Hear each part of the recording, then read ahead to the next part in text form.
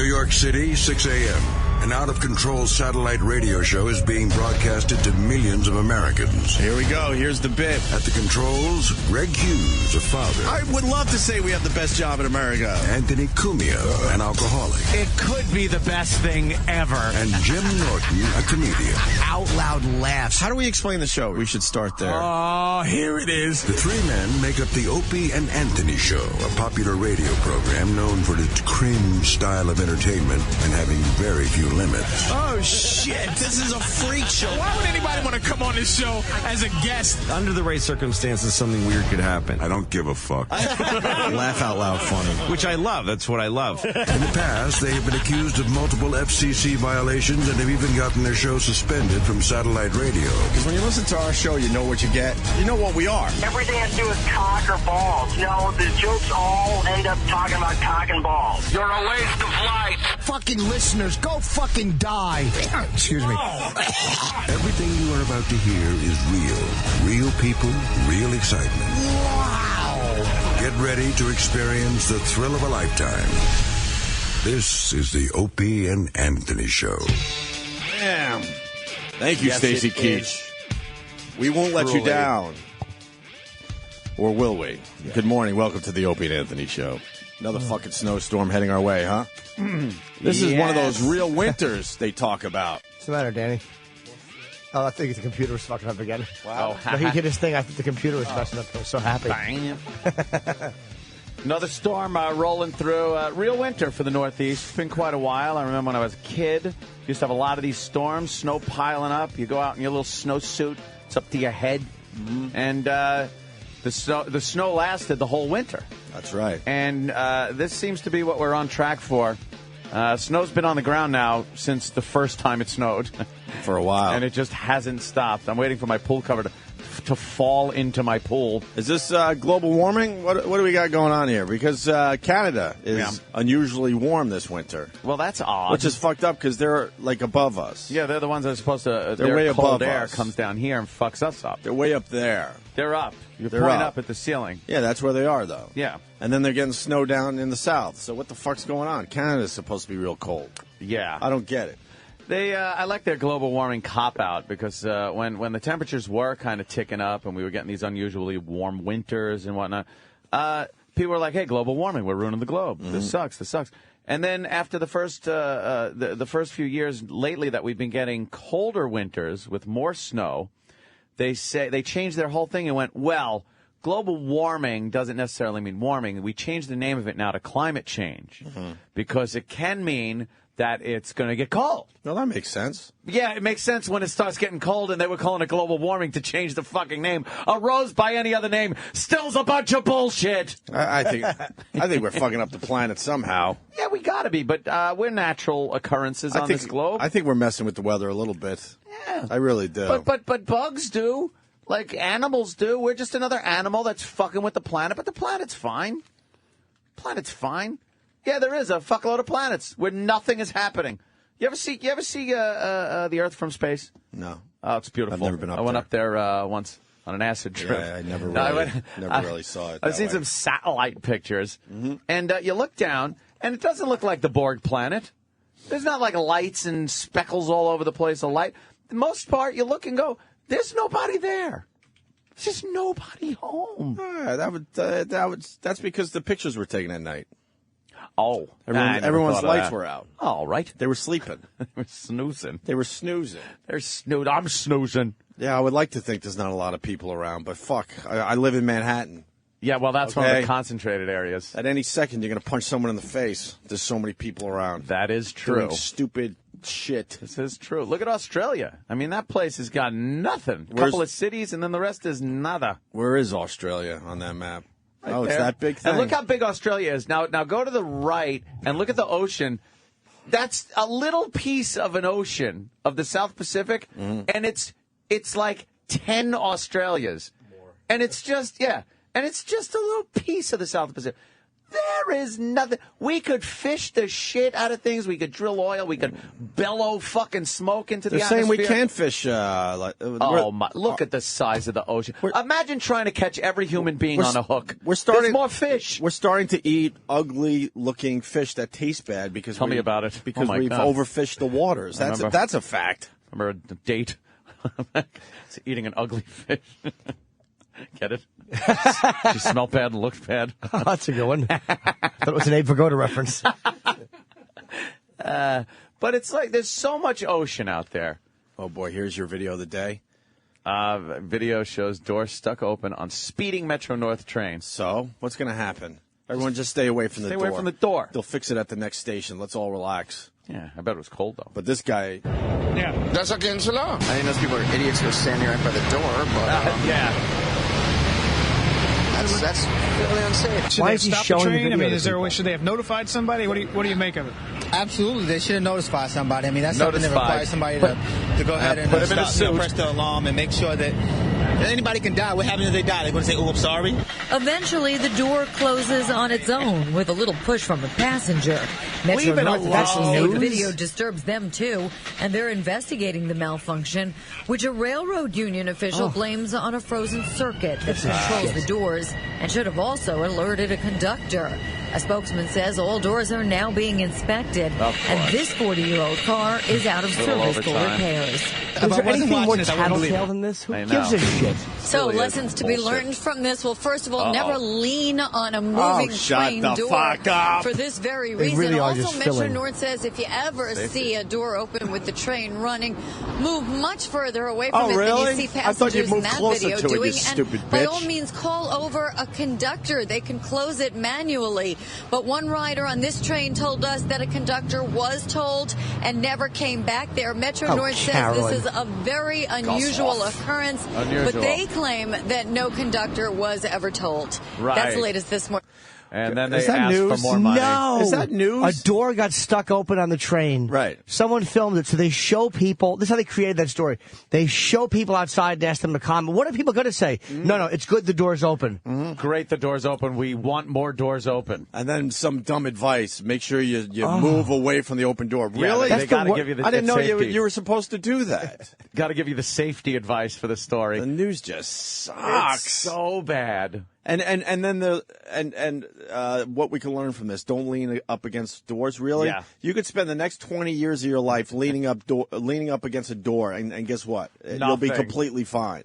It's one of those rare fucking things that happens. Ugh. Stupid fucking news. News is asinine. You guys watched the Obama? Watched some Obama State of the Union address. Let me guess, My you hated God. it. No, actually, Let me guess. I thought the lighting was very good and Let the me guess. sound quality. Of Let me the guess, you were speech was screaming good. at your TV. I was at the part where, we had to reiterate that the tax cuts are temporary and that millionaires should do their part. It's like, shut fuck the it. How about you fuck up. cut everything? Just cut all your fucking pocket-stuffing bullshit with your cronyism. Yeah, how about you and your family stop taking fucking $800,000 vacations? Yeah. I know all presidents take them, How about we save it that way? but if everyone's making big sacrifices, how about you start and Yeah. maybe Michelle doesn't go over to Europe with her Yeah. friends and a full contingent of bodyguards? How And you about don't that? have giant cotillions at the White House with international dignitaries eating drinking champagne cocktails high in the Sierra Mountains. So, I guess you didn't like it. No, I hated it. Of course you did. I know. Did you hate it as soon as you saw Michelle Obama? Even though she didn't do anything but walk in? That woman's got some shoulders on her.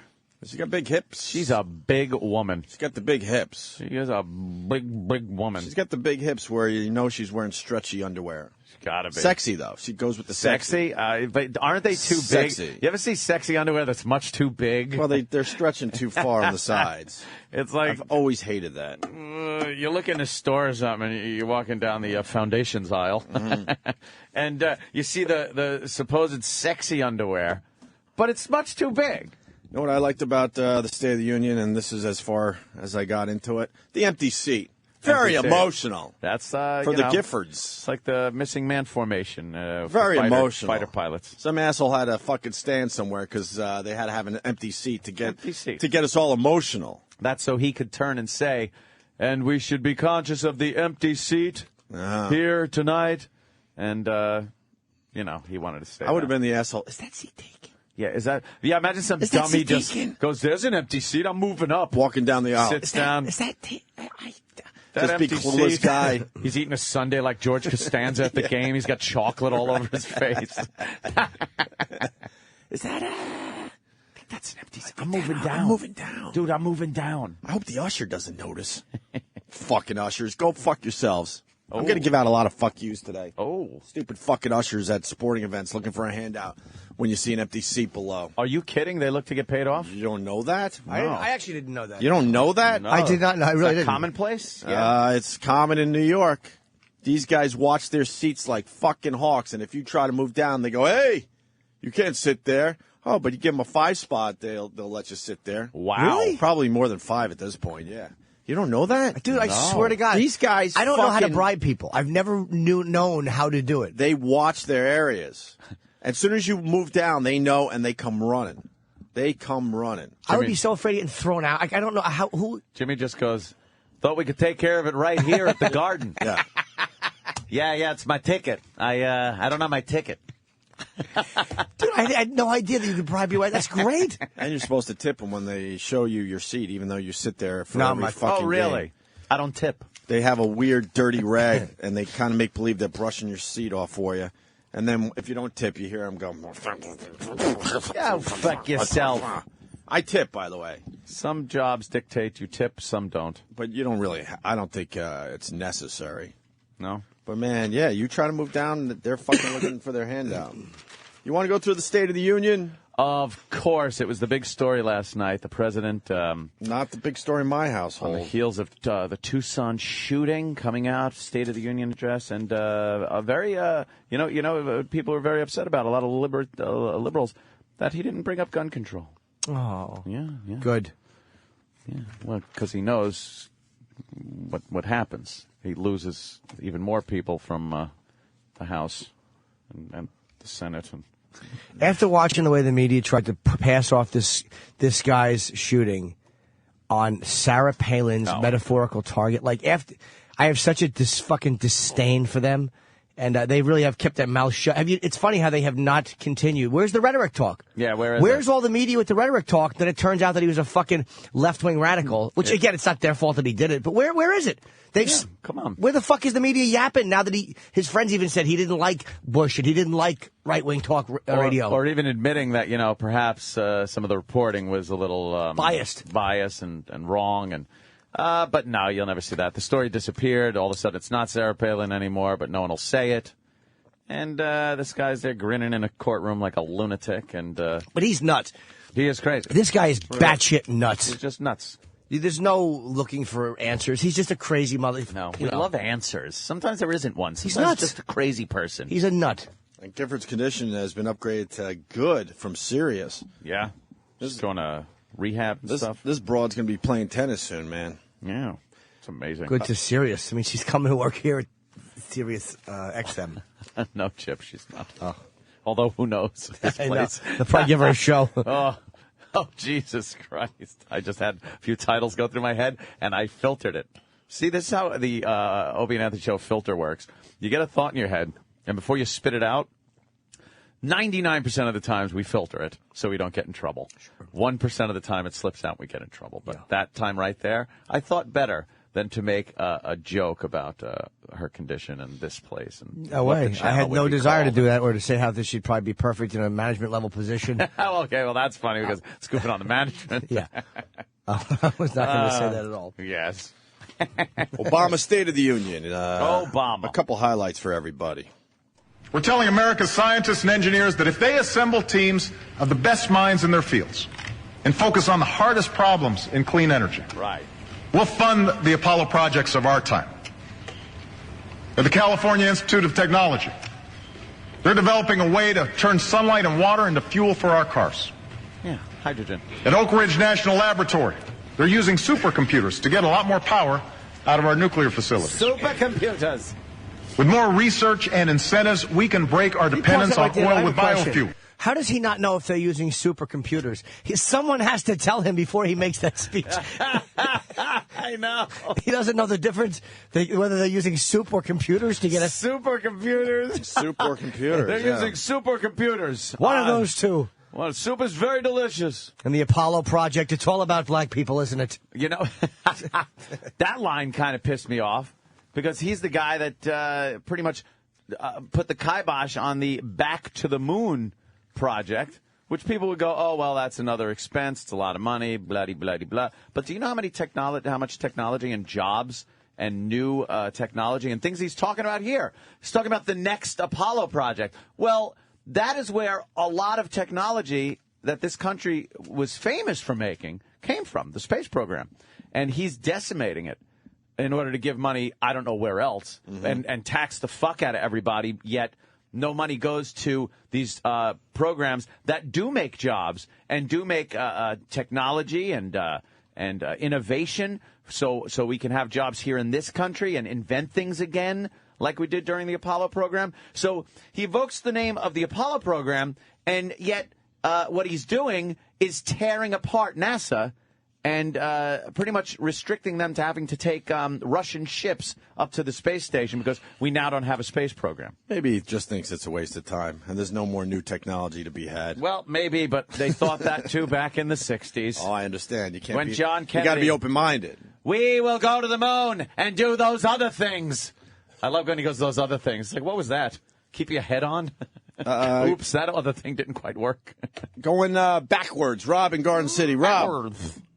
Yeah, when I was a kid, me and my father would go to Shea Stadium, and he knew he would buy, like, the cheapest tickets, like $10 tickets, and he would go to a certain gate, and he would just hand the guy $50, and we would just be able to sit down, like, 3 rows behind the third base dugout. And he knew what seats, like, never got used, and if by any chance they would happen to show up, he'd just move us to another seat. Now, wait, the usher would move you?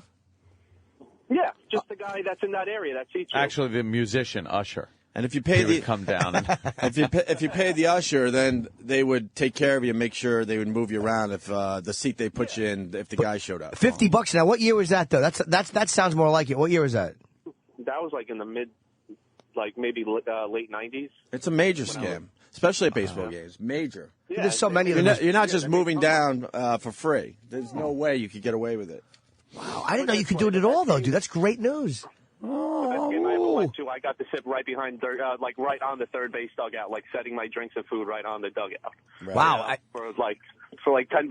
Those are great seats when you can put your beer on the dugout. I've only had that seat once, and it's such a great fucking seat, man. Yeah, it really is. Just put your beer down. Yeah, lean on the dugout. Wave. All right, sir. Back to the State of the Union. Oil with biofuels and become the first country to have 1 million electric vehicles on the road by 2015.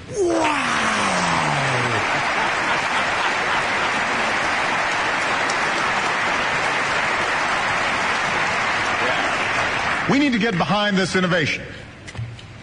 And to help pay for it, I'm asking Congress to eliminate the billions in taxpayer dollars we currently give to oil companies.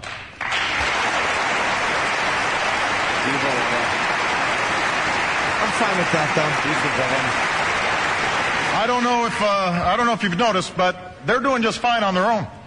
Oh, shit, a little joke. A little Obama joke. I agree with that, though. Like, fucking put the money into alternative energy instead of giving billions. I don't want my tax dollars going to the oil companies. He could ask all he wants. It's not going to happen. I don't know what kind of tax breaks the oil companies are getting, what it's being used for.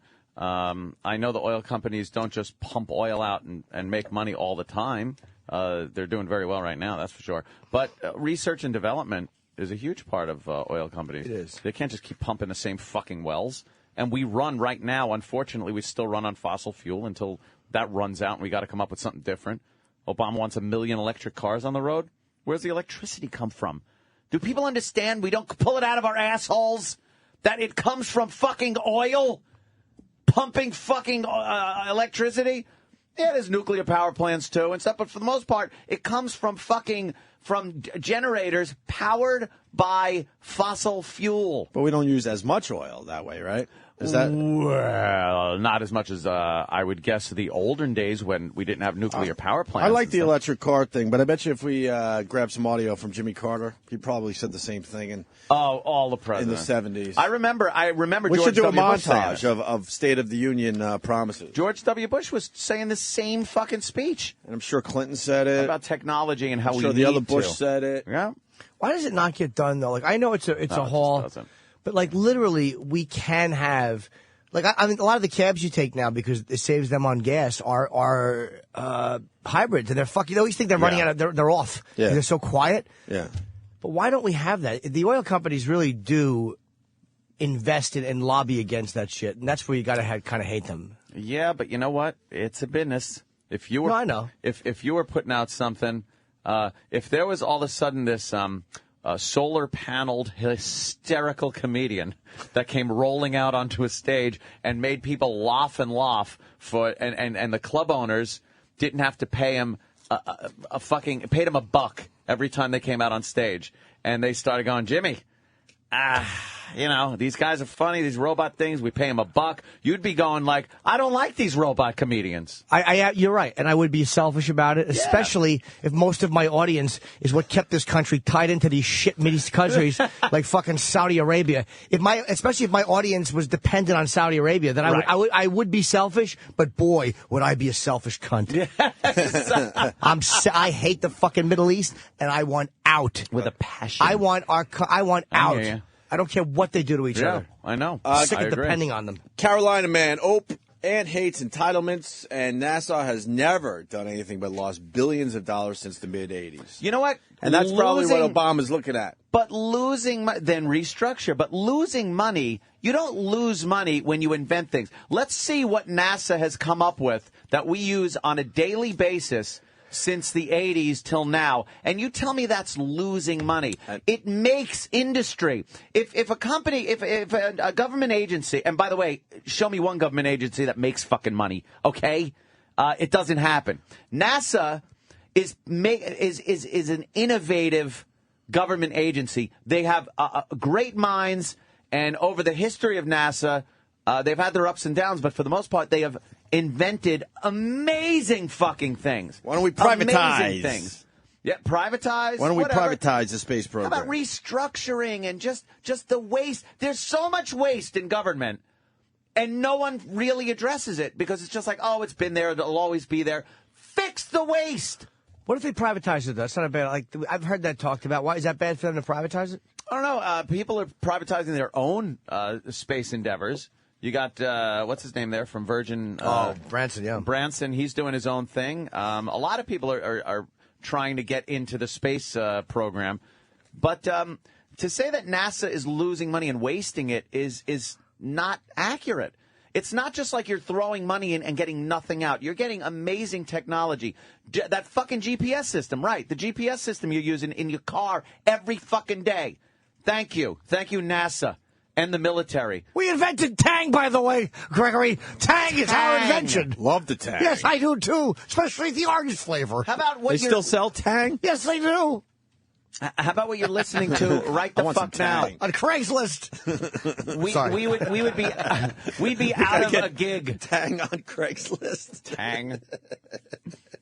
Where do you think satellite radio comes from? What do you think? They slingshot that shit up into space? We'd be out of a gig? We'd be out of a gig. Is that a bad thing? NASA, not necessarily. Okay, then who cares? Everything, MRI, CAT scans, there's so much shit. We were going to invent that shit no matter what. Is that it? Yeah, that's it. And for him to say it was a waste is stupid. That's very, very, you're short-sighted. Look at the big picture.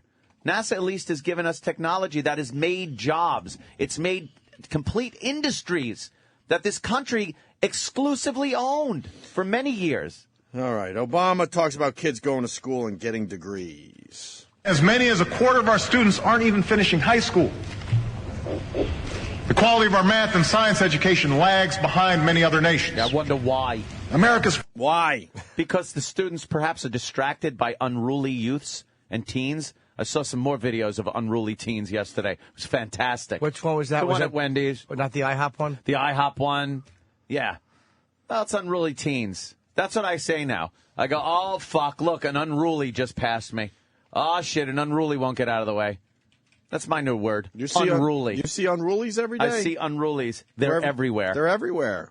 Everywhere. Everywhere you look? I see them all the time. Were you avoiding an unruly when you crashed your car? No, I wasn't. That was purely my fault.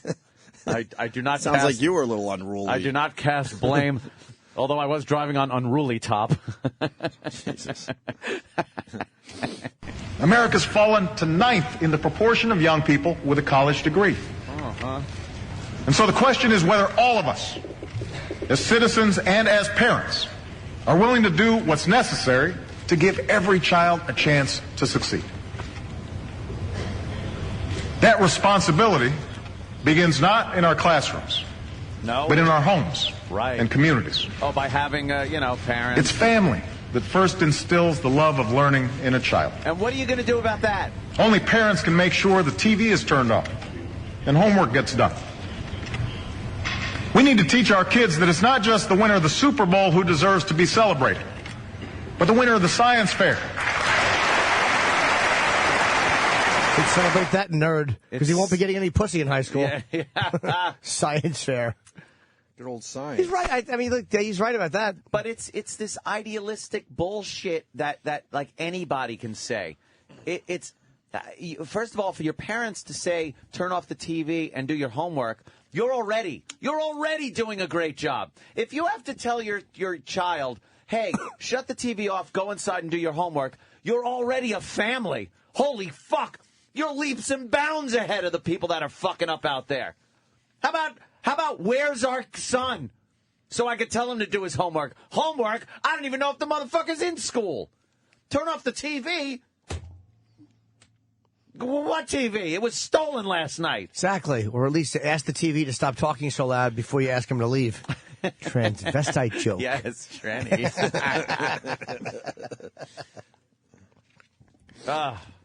It's idealistic stuff, which is fine. I mean, Kennedy spewed out a lot of idealistic stuff, but you know what? There was a certain passion in what he said and a belief in what he said. And the time in American history, we were very proud as American people, not as selfish, I think, not as greedy, more united, not as polarized. And I don't mean racially. I just mean as a country. I think you're right. And we were proud to be the greatest country on the face of the earth. We were proud that, like, look at what we invented. And now we look at us, we give this to your world. And now it's like, oh, China's doing this, that, and we're just like, I gotta go work.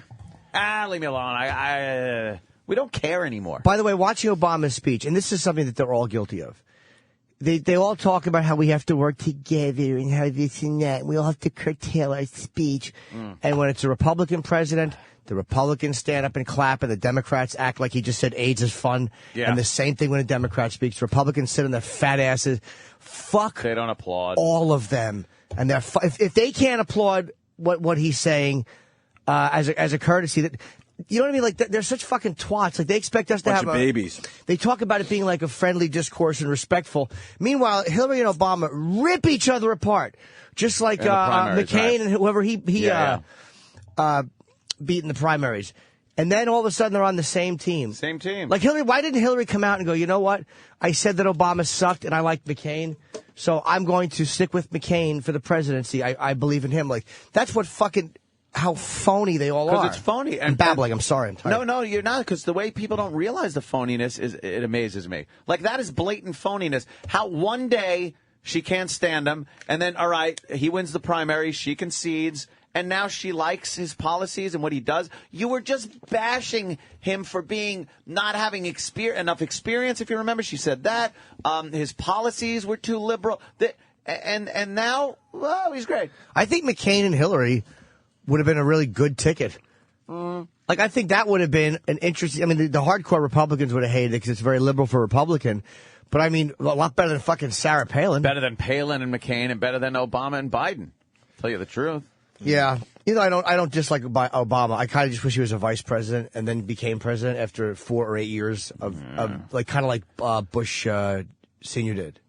Oh, right, yeah. I would prefer that because that would give him 8 years or 4 years A of little more experience. Yeah, and then put him in. Learn how things work because this is going to be a 4-year waste of Dude, time. he really is an idealistic guy, and he walked in there thinking like, I'm going to change everything. I don't think he's a complete liar at all. And then all of a sudden, it's like, you're not going to change everything. You're not. It's just the way it works. I don't think he's genuine in that I hear what he says, and I just see it as the next ploy to get reelected. You are not going to see a sincere word out of this guy's mouth for 2 more years. Maybe because not. everything he does is going to be a platform to be reelected. This is his first reelection speech right now, is the State of the Union. Let's say hi to Mike in North Carolina. Mike! Mikey. Hey, what's going on? What's up, Mike? Anthony, you're a funny guy, but you're driving me nuts. All right. Where is he driving your nuts, boy? Is he driving them far from home? I'm doing accents today. I didn't sleep a wink. I'm tired. I didn't sleep a wink. You do it. Fun day. Go ahead, sir. People like you are the reason why he can't get anything done. All right. Queers. Because he's labeled Democrat, because he's Obama, no matter what he says, you're going to criticize it. 2 minutes ago, you just criticized him for telling parents to make their kids do their homework. I mean, really, can you really be because so much against that? Yes, I can, because the problem is deeper than kids do your homework. Like I said, if you listen, if you're not listening to what I'm saying.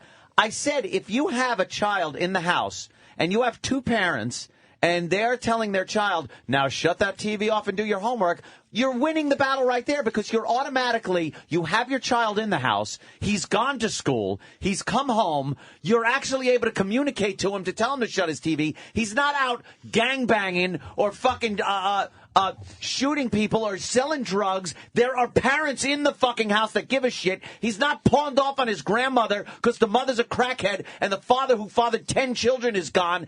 That's an important issue as to why our education system sucks a dick and our scores are low. Come on. That was an excellent point for television until you said sucks a dick. Well, I know. You can't say sucks a dick on TV. That guy, we're an extreme channel there, Fez. All right, let me say hi to Reggie. Reggie. Love Ronnie. What's up, fellas? Hey. Anthony, you son of a bitch. Why don't you just fucking say you hate him because he's a nigga? Everything this guy says, everything he says, you fucking disagree with. Not because his policy. Because I don't agree with his policies. Of course I'm not going to agree with him because his policies are way too left and way too social, and I'm a fiscally conservative man, and he's against me. Yeah? I don't understand how Anthony got his subconscious to call. That was amazing. So you would hate Obama just as much if he was white? I didn't like fucking Carter. I didn't like fucking... but you do have a problem that he's black, like Clinton. Right? You do have a problem that he's black, no? Because it affects his agenda.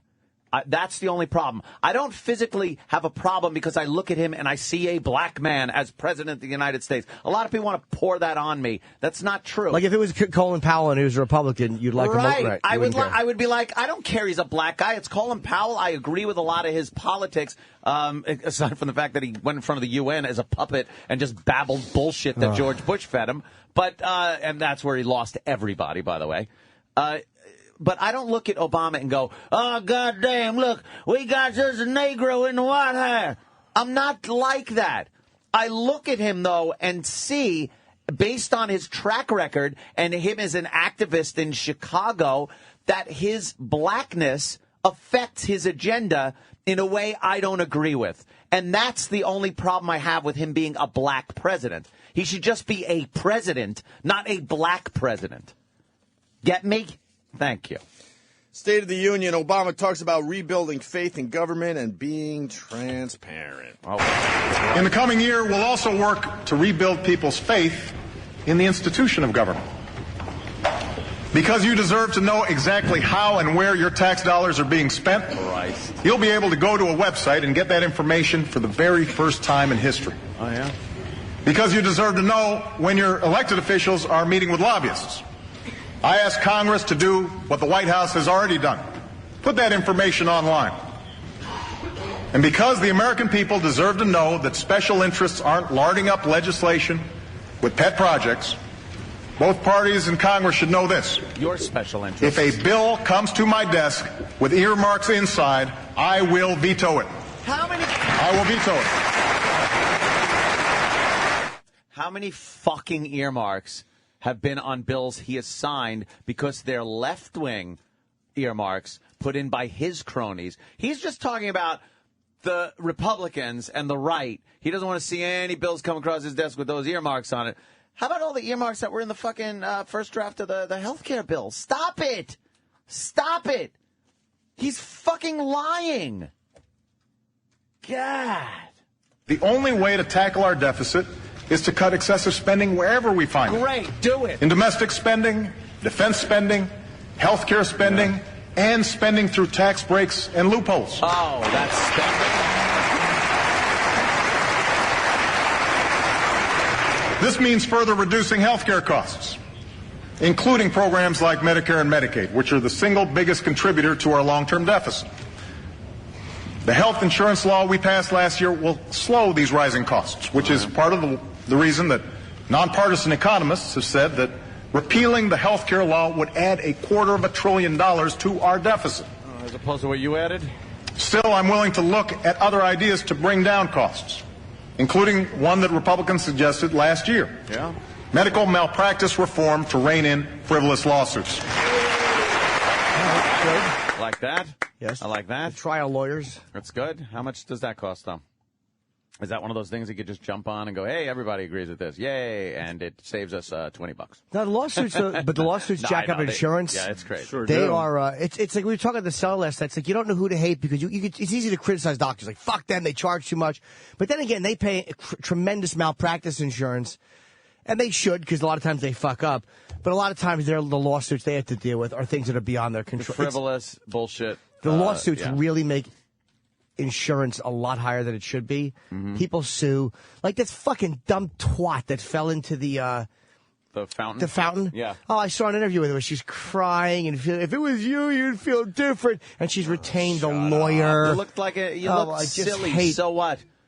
You can't sue for looking silly because you weren't paying attention. Your fat ass was walking right into a fountain, you dummy. Yep. You walked into a fountain because you were texting some fucking fat woman babble. Which will lead to something we'll talk about after the break, what a new law this lawmaker wants to make. Oh, great. Oh, This fucking thing is driving me nuts. He's a Democrat. Don't even say what it is I will yet. only say this. He's a Democrat.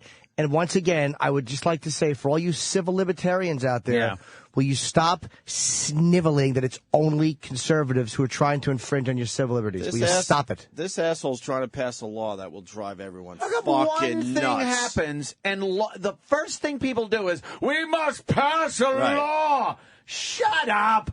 Some fat dummy fell in a fountain and it was funny. She's fine. She looked like an idiot on YouTube. Great. Can we Join the try to club. get this guy on the phone for after the break?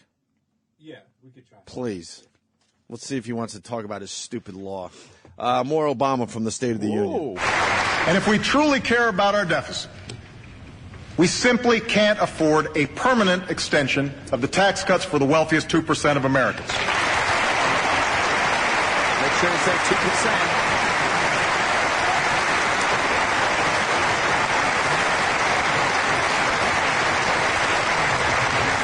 Before we take money away from our schools or scholarships away from our students, we should ask millionaires to give up their tax break.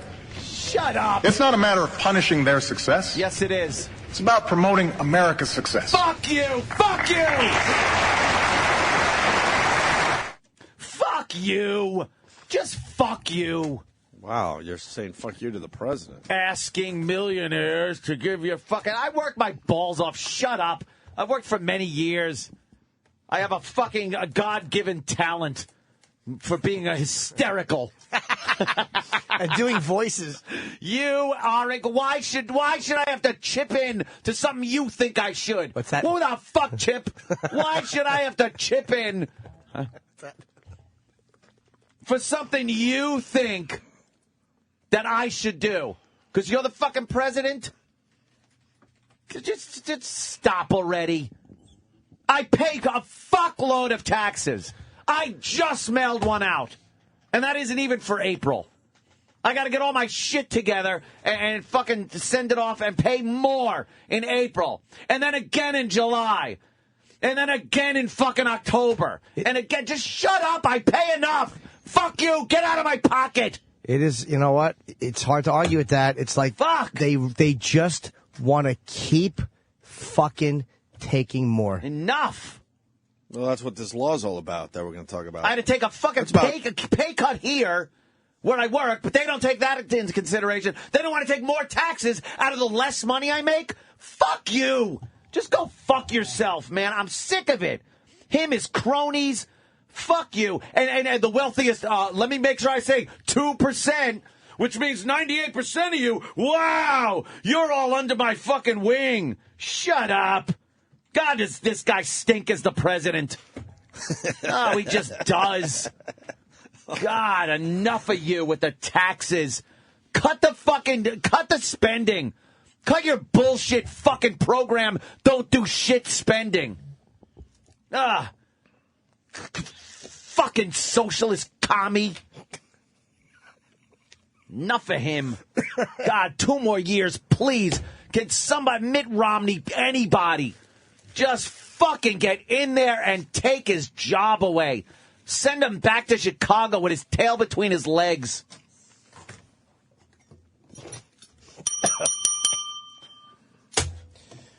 Enough. Obama talks about gays in the military. Oh, okay. Tonight, let us speak with one voice in reaffirming that our nation is united in support of our troops and their families.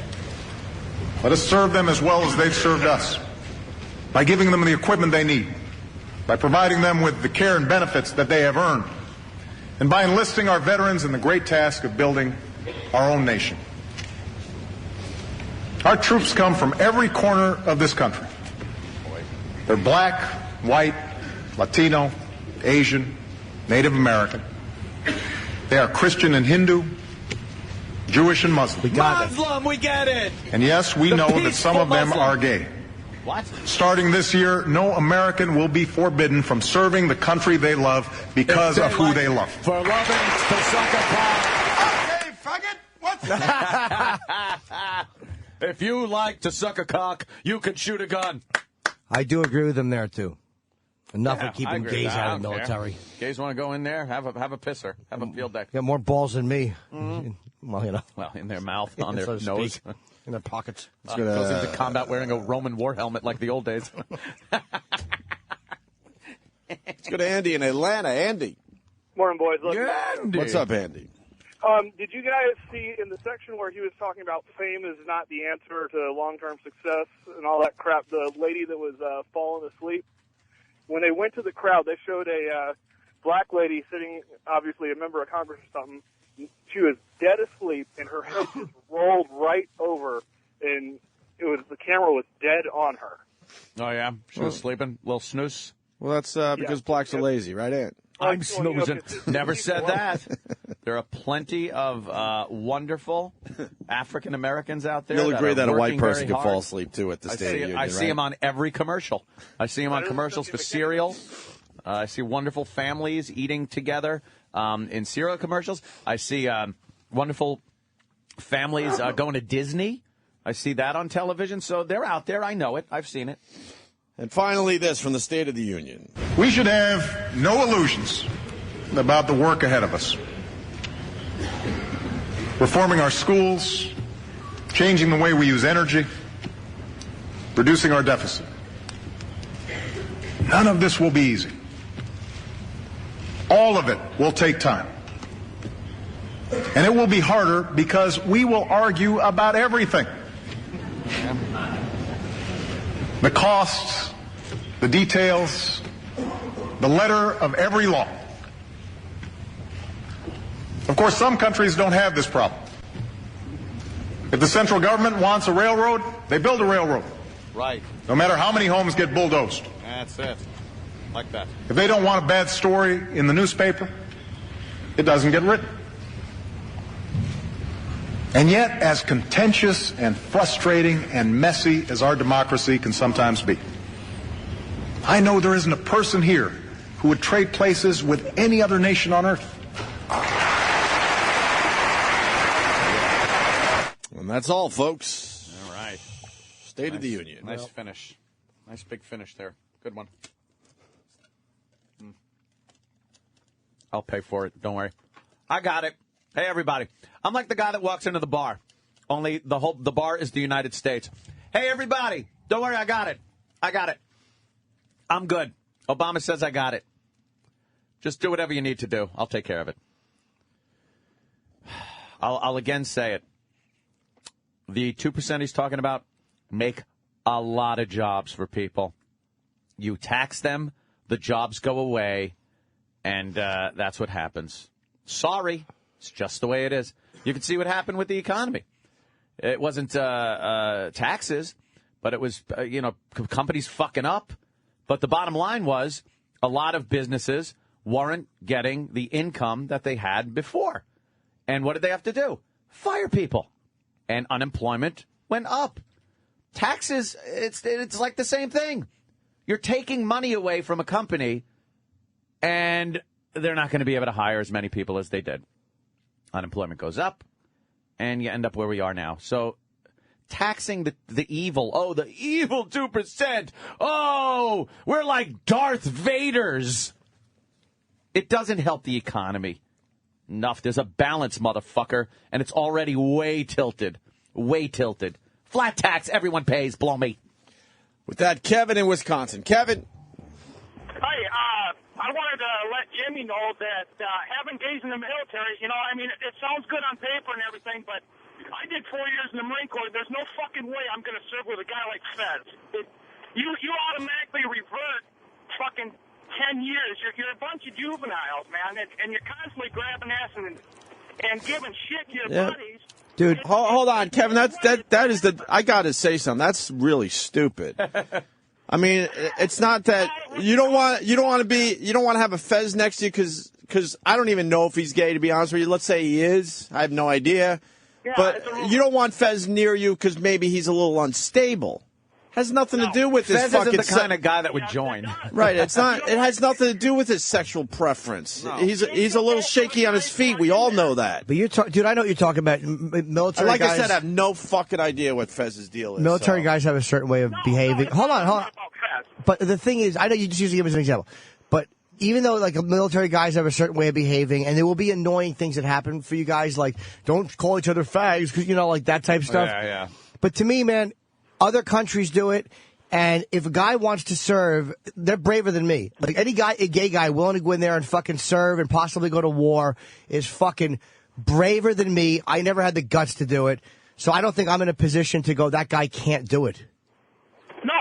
Okay, let him in, but I'm just saying, the guy is going to get so much shit, he's probably going to want to put a bullet in it, and it's just the way the people are. But dude, don't forget, there's been gays in the military since the U.S. existed, since Rome. They've always been there. Since the Revolutionary War. Oh, yeah. Now they just don't have to, and they're in every other facet of life. It's like you work with gay guys, or you have gay guys in school, or whatever. So it's not like it's this foreign being that they're shipping in and only putting in the military. Yeah, since the Revolutionary War, who do you think was playing the fife? Oh, yeah, you should see right after they painted that, he put the fife up his ass. Right, that was great. No straight man would be playing the fife on the battlefield. Fife. The gay guys now, at least you'll know who not to show your cock to. It's like, don't believe me, they've been looking at your dick every shower you took. One gay guy was staring at your fucking hog. At least now you'll know who they are and you'll just turn the other way. Yeah. Turn your ass to him. Good on paper, but I guarantee it would never work. And why don't they take a vote of the guys that are in the military? I guarantee it'd be 90% against and maybe 10% for the gays. Isn't there like psychological testing and all that? So it has nothing to do with actually being gay. It's how stable you are as a human being. And I think then the military realizes that, and then maybe you get a little desk job somewhere. You're not getting a flamboyantly gay guy from the fucking Halloween parade here in New York that's going to go to the recruiting office and say, I want to be a Marine. It's not going to happen. You're going to get normal guys that just like the cock. Yeah. It's, like I said, it looks good on paper, but I guarantee you I just like the fact that, no, look. Kids, man. Fuck everything. Stop. I like the fact that the new doll is coming out. The G.I. Moe is coming out. I'm collecting them all. And the Kung Fu grip is in his asshole. All right, have a good day, boys. All right, man. Well, what are you going to do? That fucking guy doesn't want the gays in the military. Keith in Connecticut. Keith. Hey, what's up, guys? Hey. Hey, Anthony, after you watched the speech last night and you were nice and happy, did you happen to go out in the garage and see the empty space where your Mustang used to be? Yeah, that was pretty hard to do. Where you at with your queasiness? Where you at with your car? Well, the dizziness pretty much gone completely. Yeah, I did some of the Dr. Steve. He sent me some of those head exercise things to do, and I did them, and it worked. Yeah, it's fucked up. So the dizziness is I say about 90% gone. And today I got to go and pick the car up, put it on another flatbed, and send it to my garage. You tweeting some pictures of that shit today, or what? I will today. I'll take some pictures today and then tweet it. But yeah, it's it's what it is. They're now calling it a wild ride. Wild ride. Because the door was open on a trade. Fucking media they should all be fucking killed. They're just terrible. A wild ride. I guess there's no news today. People were getting some nice fresh air on the train. Who gives a fuck? Yeah, probably stunk in there anyway. Wild ride. What's wrong with everybody? Let's go to Don in Jersey. Don, what's going on? Hey there, Dan. Hey, guys, what's up? Listen, Anthony, my nephew is starting college next year. Can we have some money? Oh, great. Yeah, sure. I'll send some over. Why should I have to send you money? Why not? You're a millionaire. Yeah, and I earned it, so why don't you go earn it? Well, the college thing's out of control. Well, there's gonna be some rioting over college fucking. World costumes. needs ditch diggers too, That is the biggest scam going. You could save a shitload of money in that area. Here's a major in the Army. He wants to talk to that guy that just called in. Jason in Ohio. Yeah, guys, how you doing? Hey, man. Yeah, that gentleman who just called in was completely ignorant and out of line. I've been working on different referendums and policies in my job as a lawyer in the military to get this passed. I've also got experience as a combat arms officer. And here's the gist of it. There have been gay guys serving forever. You're going to call them a faggot anyway. You get over it and you fight together. That was just a typical ignorant response. Yeah, I think when, as they call it, the shit goes down, as long as he's well-trained and know that shit goes down, down your balls. But, Jason, I was in the shit, we know. Jason, that's the problem, though. I mean, people certainly feel that way. Yeah, I'm sure he's not the only one that feels that way. No, and I would say he's in the minority whether he thinks he's in the majority or not. Yeah. You think it's a minority now that think that way? Well, the reason you don't poll soldiers is because it's a command decision. Yeah, it's not a fucking democracy in the military. You fucking do what you're told. No. When I was a little fucking grunt and I got told to move out and draw fire, that's what I did. I went and shot Al Qaeda in the face, and that's because I was told to do it. And I was Is it true the gays don't want it called grunt? They want it called grok? No, I haven't heard anything like that. Cunt, cock. See? Wow. I didn't get it. Holy shit. Let the gay guy drop this bomb. I mean, the only issue you really run into is housing. Enlisted throughout the military, you're saying, well, how do you house gays? You have to house them separately. That costs more money. Just live with the gays. Yeah. Really? You're sleeping what? You're going to get a cock up your ass? Yeah, really. It'll be just fine for everybody. Just think at the bars, it could be so much easier because you could get 4 gay guys on one bar stool if you just turn it over.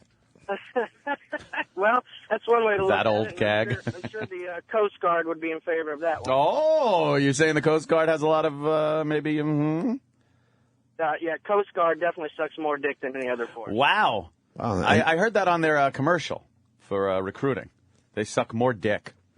You could put that on a banner ad somewhere. Some fucker will buy it. Some Coast Guard guy is like so pissed right now. And this guy's pro I know. in the military, and he's saying that. See, but this is the shit that happens. What a wonderful world. You just get guys, they're going to make fun. They're going guys to are going to be talk guys shit. in the end. Fuck it. But if someone's shooting at you, you're not going to give a shit if that guy's gay next to you if he's proficient with a gun. No. One of my best friends came out of the closet about 1.5 years ago after we got back from a deployment. Yes. Yes, his name is Steve. Well, this guy couldn't be a better officer. I don't care if he's gay or not, because in a firefight, he was a good guy to have on your side. Did you know that he was gay or suspect? Oh, yeah. No doubt about it. He would make impromptu... I was in the 3rd Infantry Division out of Savannah, Georgia. Right, okay. And this guy would make impromptu trips to Atlanta, just go, I'm going to visit friends. Oh, friends. Finally, we were like, yeah, dude, who are you going to visit? Who do you go every other weekend to see? When you had a be on point, were you nervous when he said, "I'll be right behind you"? Well, it didn't work like that. We were in a different unit, but I definitely would have worn ballistic armor on my asshole around him. That's what they're going to do. They're going to start wearing ballistic armor instead of just vests. They'll pad their asses with it. Yes, yeah, Kevlar on your bunger. All right. Thank you, sir. All right, guys, take it easy. Let me say hi to Paul. Paul, what's going on? Hi, it's the Opie and Gregory. Anthony Show. Hey there, Paul. Hi. Hey, I just wanted to say, I think it would all mess up because you're not going to have a bunch of guys, junior Marines, junior Army guys, follow a gay leader. It's just not going to happen, especially downrange, especially in combat. Yeah? I just don't think, no one's going to follow someone who's gay. And if you come out, you go away from the don't ask, don't tell. No one's going to follow that. I don't think it's here's the deal. I don't think it's so much that you're going to get this influx of flamboyantly gay guys in the military. I think nothing's going to change aside from the fact that gay guys aren't going to have to worry that if it does come out that they're going to lose their career. I think it's just going to be the same guys that have been leading you or the same guys you've been leading. And there's going to be no huge change in the way gays act in the military. I don't see it happening like that. Yeah, I mean, you got a good point on that. I mean, Yes, I do. All right, Paul. Anything else? Touchdown, guys. All right, thank you. Let's go to Greg on Long Island. Greg? Greg. All right. Happened. He's got echo. Echo. Now batting. Yes. Number 25. This guy has a story about Some guy. Charlie, Rhode Island. Number 25. Hey, Charlie. How you doing, boys? What's up? Hey, not much. Hey, I was talking to my dad about gays in the military. He's a 20-year Marine Corps vet. He didn't say that he's all for it with his hand in his pants, did he? His opinion is that during a firefight, all they're going to want to do is suck each other's cocks, fuck each other in the ass. It's hysterical the way he thinks about that. Oh, my God. He's old school. Old school guy, right? Mm. Oh, my God. It's hysterical. I never stop laughing for him. Yeah. Attention. I hear you. All right, brother. I guess we could take a break here. Oh, my God. Thank you, Charlie. Hey, how come no one's talking about energy prices? I did talk about that for 4 hours on a date recently. Right into the girl's vagina. I didn't even lick. I just talked energy prices at her clit. She get off? Yeah. Her stupid vagina looked at me like a horse mouth, but smelled worse. Oh, shit. Big dopey horse lips. Faded an apple. Yeah. Faded an apple. Yes. A Granny Smith green. I just shoved it in, and I heard key runch. Like, well, I'm glad I didn't stick my dick in there. All right, boys. Have a good day. All right, man. thanks. I think we covered it. Oh, God. Quick break, and this law they want to pass, or this idiot wants to pass. Yeah. And it's once again about just trying to get more money from us. That's all this is course. about, obviously. We'll explain next. This is the Opie and Anthony Show. Outrageous, borderline illegal audio entertainment. The virus. Sirius XM. Opie and Anthony.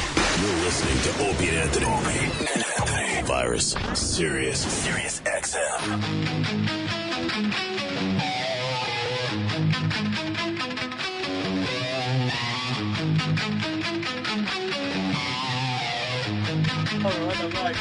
Wow, that's wild.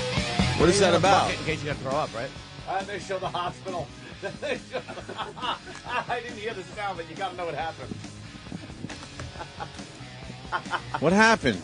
I don't know. I'm looking. It says suspect bails from moving police car. Yeah. And they showed the windshield cam of the car on a highway doing highway speed. And they showed the back seat cam of this chick.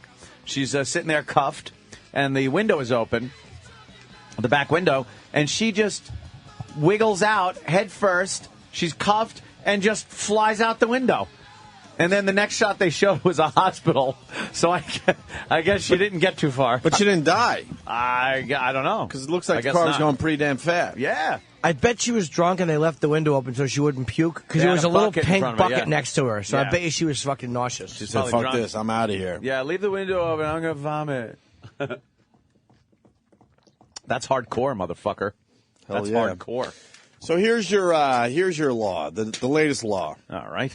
And let's keep in mind that the politicians don't give a fuck about the individual whatsoever. No. What they care about is making more money. The almighty dollar. It's all about money when they come up with these wacky laws. Chasing the Yankee dollar. There's a guy, New York State Senator Carl Kruger. We've heard of the Carl Kruger over the years. Yes. He wants to make his state's streets safer. How do you make streets safer? He's talking about the sidewalks, by the way. Well, let's see. And I guess the streets, technically. Dude, all of a sudden, I think he's saying that Asians can't drive, right? That's not right. That doesn't make the sidewalk safer. Oh, Jimmy, you should wait till more of the story has been told. Thank God we're on satellite, not K-Rock. Boy, they would have dumped out of that. Extreme channel there. To do that, he's not proposing a tough new gun law or advocating for broader police search powers. Mm-hmm. No, Senator Kruger sees a greater danger out there. Distracting gadgets. Gadgets? Anyone who calls things gadgets. Well, this guy's really old, obviously, and has no fucking clue what's going on out there. He don't use the gadget. He hopes to ban the use of mobile phones, iPods, and other gadgets by pedestrians in major cities while crossing the street. Come on. This fucking idiot. That's how we live now. We all live just walking and looking down at our phones. And in New York City... And guess what? Every once in a while, you're going to lose one. Yes. But that means make it safe for everybody? Yeah, it's not really... When everyone else could handle that type of thing? Does he realize in Manhattan, you're crossing a street every, fucking 50 steps? Right. So what are you supposed to do? Take your fucking iPhone, stop talking, or take the earbuds out? Right. Well, this is so unrealistic. Kruger said a series of accidents in his Brooklyn district. Where are these a series of accidents? Must have been 2 or 3. Must have been a couple, right? Wow. Couple Wow, look dummies. out. And if you're stupid enough to not pay attention when you got your iPod or your phone in front of you when you're crossing the street and you get hit by a truck, that's your problem. Sorry. That's the mentality of the government being your Right. mommy and daddy. Right. That's not what you want. I don't need them to make me safer. I can handle my fucking phone. Don't protect me. And I can handle my fucking iPad. Because someone else was stupid. Get this asshole on the phone. I'm sick of these politicians. So a few things happen in his district, so he's now thinking, well, fuck, we got to do something. Concerned about the number of pedestrians he saw paying closer attention. Oh, so all right, let me read that sentence again. Kruger said a series of accidents in his Brooklyn district made him concerned about the number of pedestrians he saw paying closer attention to their devices than to what was in front of them. Yeah, but nothing happened to those people. No. He just noticed. He's been trying since 2007 to ban the use of distracting gadgets by pedestrians crossing streets in major New York cities with a population of 1 million or more. Violators, and this is what it's about right the fuck here, violators will face a $100 fine. This is about making more revenue. It's getting more money out of your fucking back pocket, because most of us could handle this. But then you put a police officer in a busy area, and he's writing $100 tickets all day long. It's a all day gadget long. tax. Gadget tax. Exactly, that's what it is. Fucker. Distracted pedestrians put others at risk when they don't react in a manner others would reasonably predict. Attorney Mark Harold told FoxNews.com. You know, the drivers could help because I do every day. My fucking horn gets so much use at intersections. Yeah. Driving to Manhattan. Bam! And people are just like, I got to get back on the sidewalk. Yeah, it says don't walk. Get out of the fucking road. Arkansas Senator Jimmy Jeffress backed a similar proposal to Kruger's, one that would make it illegal for pedestrians and bikers to wear headphones near or on streets. Before retracting his plans Tuesday afternoon. Yeah, exactly. Because he realizes that what a dopey thing to do.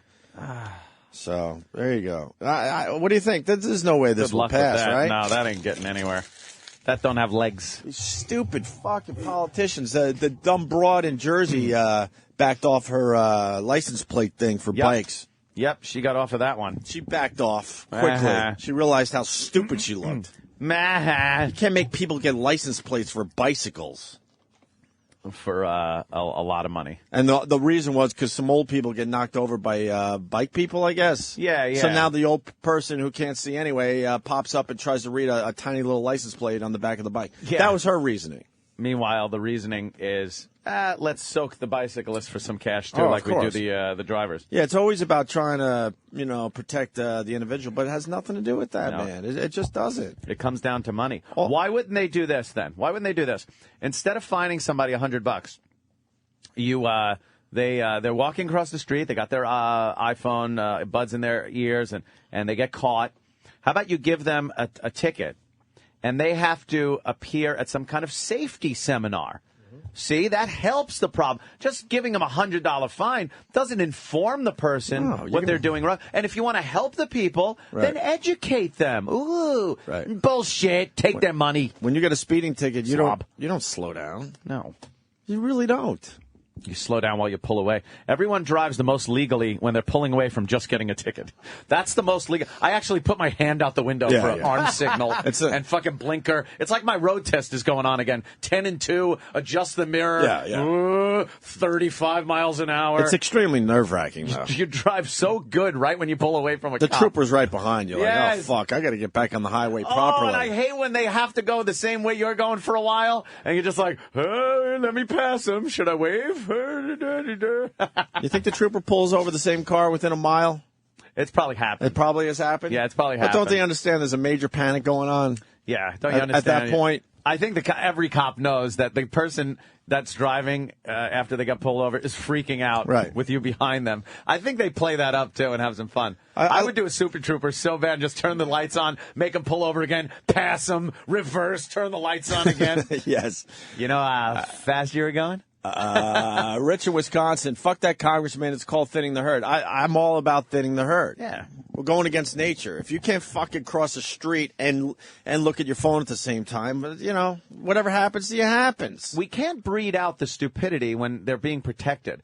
Like, what do you think? A three-legged fucking hyena baby? You think they protect that shit? Hell no. They eat it. They leave it behind. Eat the stupid. They're not going to fucking wait for you. Exactly. Had it. Oh, boy. Let's go to Ron in South Carolina. Ron? Yeah. Welcome aboard, Ron. All right, hold on a minute before we change subjects, because Steve in Alberta has got something. Steve? Yeah, no, my name is Steve. I don't give a Whatever fuck. it is. How about guy with the computer up too loud? Or... Yeah. Too loud. Well, yeah. Hold on, man. Jesus Christ. Oh, really? We're the problem? You're the asshole. We're the problem? How are we the problem? All right. It's like we're in a cave. That's a law in Alberta here. You can't turn down your fucking radio. Sorry, your radio's too loud. Your radio's too loud. Hold on, for Christ's sake. Yeah, we're the problem. What is it? Yeah, we're the problem. Yeah, we're the problem. Jim we're Norton the rules. problem. We're the problem. Shooting it right now. We're the problem. We're the problem. There. I like hearing myself. How hard was that to do? No, well, as a matter of fact, it was rather difficult. I'm not used to using that computer. Took me a couple seconds. Sorry about that. Boy, this is it's Steve the angry Canadian. Yes. You don't remember Steve? He calls from time to time. Go ahead, Steve. Okay, Steve, there we go. I'm saying that law whatever was your name is. That's right, it's Steve. January 1st this year. Yeah. For Canada? No, for Alberta, for this province. I don't know fuck shit about Canada. What's the fucking law? Where's Alberta? What's the law? It's up there? Right next to BC. You're way up. You've never heard of that? No. That's I'm fine. What's the law, though? That's it. The law that you can't drive with this shit. Oh, I thought I was waiting for a click there. Where you can't drive with any kind of cellular device. You can't fucking put on makeup. Yeah, but they're talking about walking. Dude, sorry, Steve, they're talking about walking, see? We're talking about... Yeah, I know, but why would anybody want to walk like that, though? Oh, my God. Walk right into you. Do you see the Northern Lights? Idiots to walk around attached to that fucking cell phone. Steve, do you see the Northern Lights where you live? Steve, I know, Steve, do you see the Northern Lights where you live, Steve? No. No? I'm not Edmonton. I'm only in Calgary. I'm not that far. Oh, you're Calgary. Okay, that's South Alberta. Okay, I'm sorry. Who knew? I thought everyone in Canada saw the Northern Lights. Why on earth would you be sorry? I don't know. No, seriously. Wow, this guy's just Man, I got bitter. more to say. No, thanks, guys. Thanks for entertaining us. All right. Steve is the angriest Canadian. Most Canadians are just like, hey, how you doing? They're all fun. He calls from time to time. He stays up all night and then he calls So us. angry. If they passed a law because you're putting on makeup and stuff, when you're driving, I have no problem with that. I've seen that. Pull shit. those fucking assholes over. That's some fun shit to watch. But leave me alone when I'm trying to cross the street and I'm fucking looking at my Twitter or something.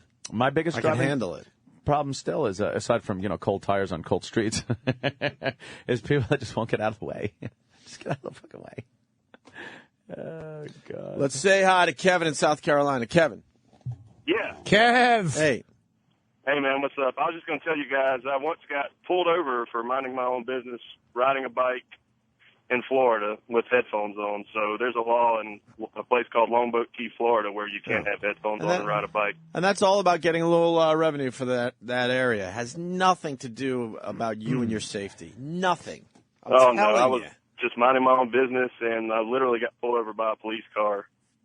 So, anyways. All right, man. Have a good day, man. You have a good day. This guy's saying Arkansas, huh? Pete, Arkansas. What's up? Hey, what's going on? Hey, man. All day when you were talking about the New York guy. He's actually just still trying to get the texting and walking disbanded, even though he did away with the MP3 players and everything else. He's still trying to get that texting and walking stuff. So you can't text and walk? They want to make a law down there, too? Illegalized, Stop trying to figure out how to get more money from us. You're not allowed to wear headphones in a car here, but that's obvious because you can't hear horns. Right. What? You're not supposed to wear headphones in a car when you're driving here. Can't hear you. Oh, if you have headphones. Well, down here you can pretty much be blindfolded and drive. What's that? This guy, hey. You're crazy. All right, so he's still trying to get the texting and walking thing passed. Who is another guy? No, the guy that was in the story that backed off on. What a nudge this guy is. A nudge. It's the way of the world, man. We're all on our phones. Sometimes you do bump into someone head first when you're walking on a sidewalk. Exactly. Why does it have to be illegal? Who cares? Just bump into him and go, sorry. Right. You step in dog shit, too. Right. Voice kind of scared me a little bit. You come back from commercials, you played Van Halen, I thought you ran out of dump. Linger longer. Wow, this guy's been around. Steve, Orlando, what's up? Yeah. Hey, what's up, boys?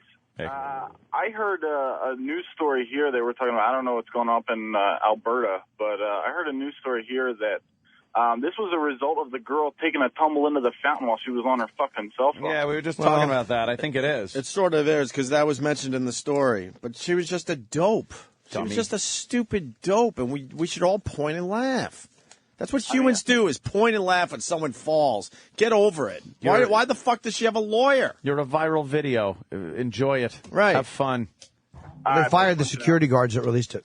They did. Well, I guess you're not supposed to do that, but I'm glad they did, though, for our enjoyment. Thank you. I'm all for it. True sense of humor. Jesus that shit. True fucking heroes, those guys are. I saw her interview. She was fucking atrocious. Was she? Oh, dude. Just crying. Payday? If it happened to you, you would... Shut up, bitch. It didn't.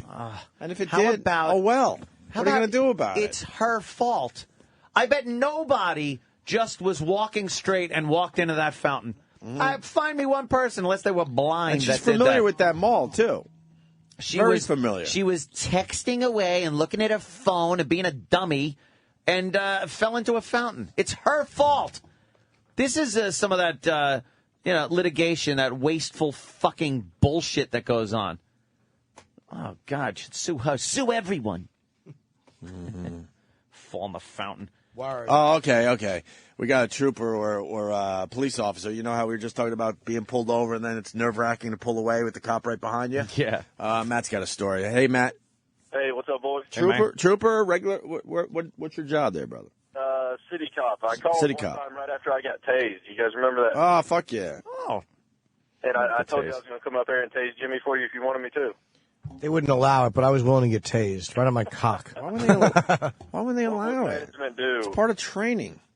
That's right. Hey, but pulling people over and then follow them after you pull them over is one of the main perks of this job. I knew it. It's hilarious. People signal for turns like quarter mile before they have to turn, and they make sure they look back and make sure you see them put their seatbelt on. Yeah, you got to make sure. Look, I'm putting my seatbelt on. Have you ever pulled over the same person within a mile? No, I haven't. I've been real tempted. You know, sometimes people will tell you. You should do that and then walk up to their car and just go, just kidding. I'm just fucking with you. Later. I'm just fucking with you. I'm just fucking with you. I was going to see if you'd really pull over. Right. You've come close, though, huh? Yeah, I mean, because people, you know, they're acting weird and they tell you make 3 left-hand turns and go back the same way. You're like, where the fuck are you going? A little suspicious. Yeah. You ever shoot anyone? I have not shot anyone yet. Wow. One of these days, huh? I shoot competition, so I'm itching, dude. I'm itching. So is Ant. You know Ant's what? definitely itching, too. When you said there's a trooper on the phone, I thought it was going to be a chick who takes cum in the mouth and ass. That is a trooper. Not quite. I am no half gay. No, of course not. All right. Thank you, sir. Very good. Have a good day. Yeah, you too. Careful out there. So we got that going on. We're trying to get the senator on the phone. Senator! To talk about that dumb law he's trying to pass. Law. Ridiculous. That one's just another ridiculous law. It's actually called the dumb law. Yeah. Why they put that down on What? Do we have other dumb laws they've passed recently? Is there any way to look that up? Knee-jerk reaction laws, because one person did something stupid and now they assume we all have to be saved by it. A few times a year you'll get a news report where they'll say, well, this year alone we've passed 10,587 new laws. And you're like, holy shit, what are all those laws about?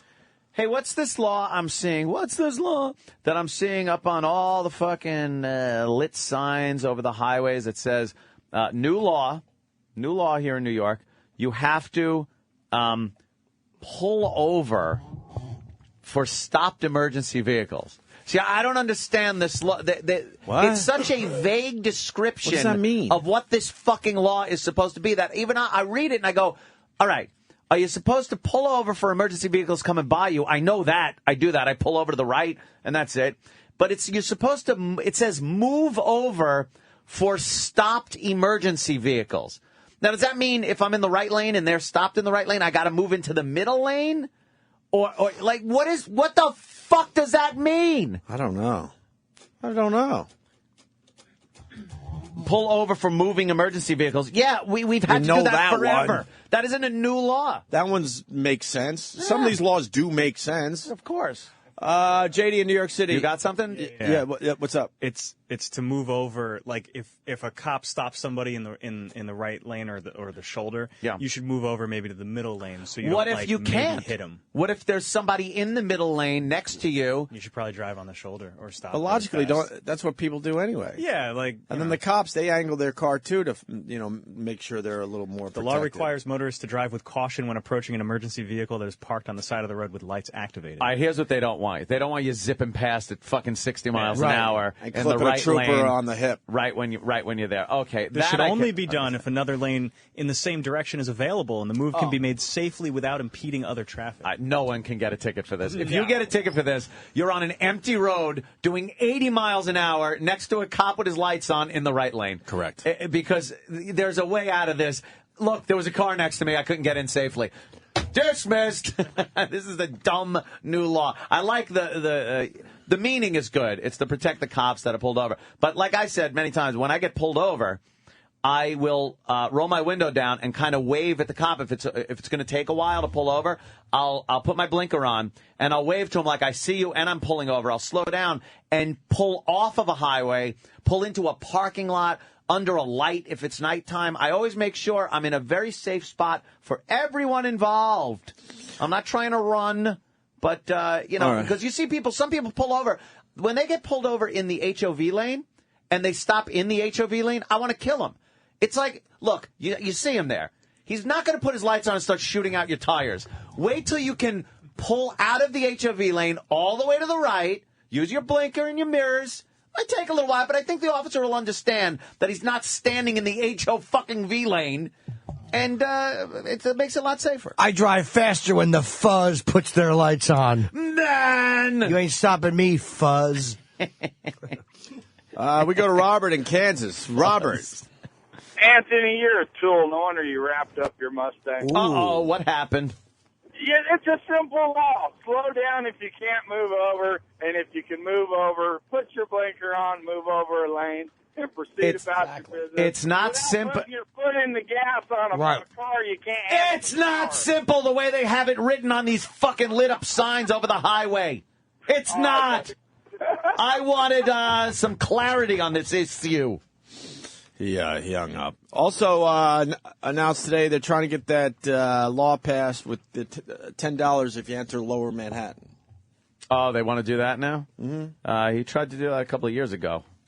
Yeah.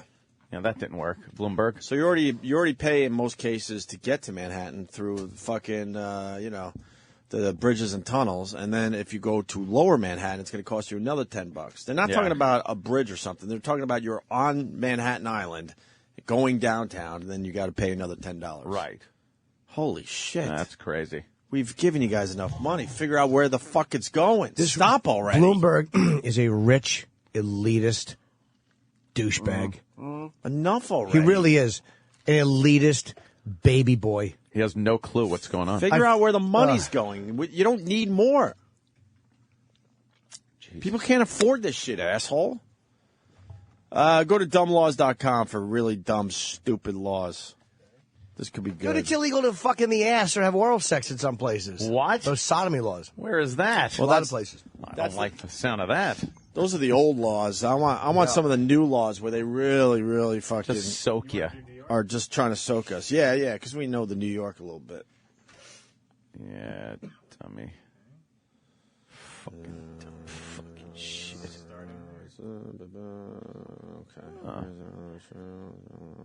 Okay. Women may go topless in public, providing it is not being used as a business. How about that? Mm-hmm. It is illegal for a woman to be on the street wearing body-hugging clothing? That can't be true.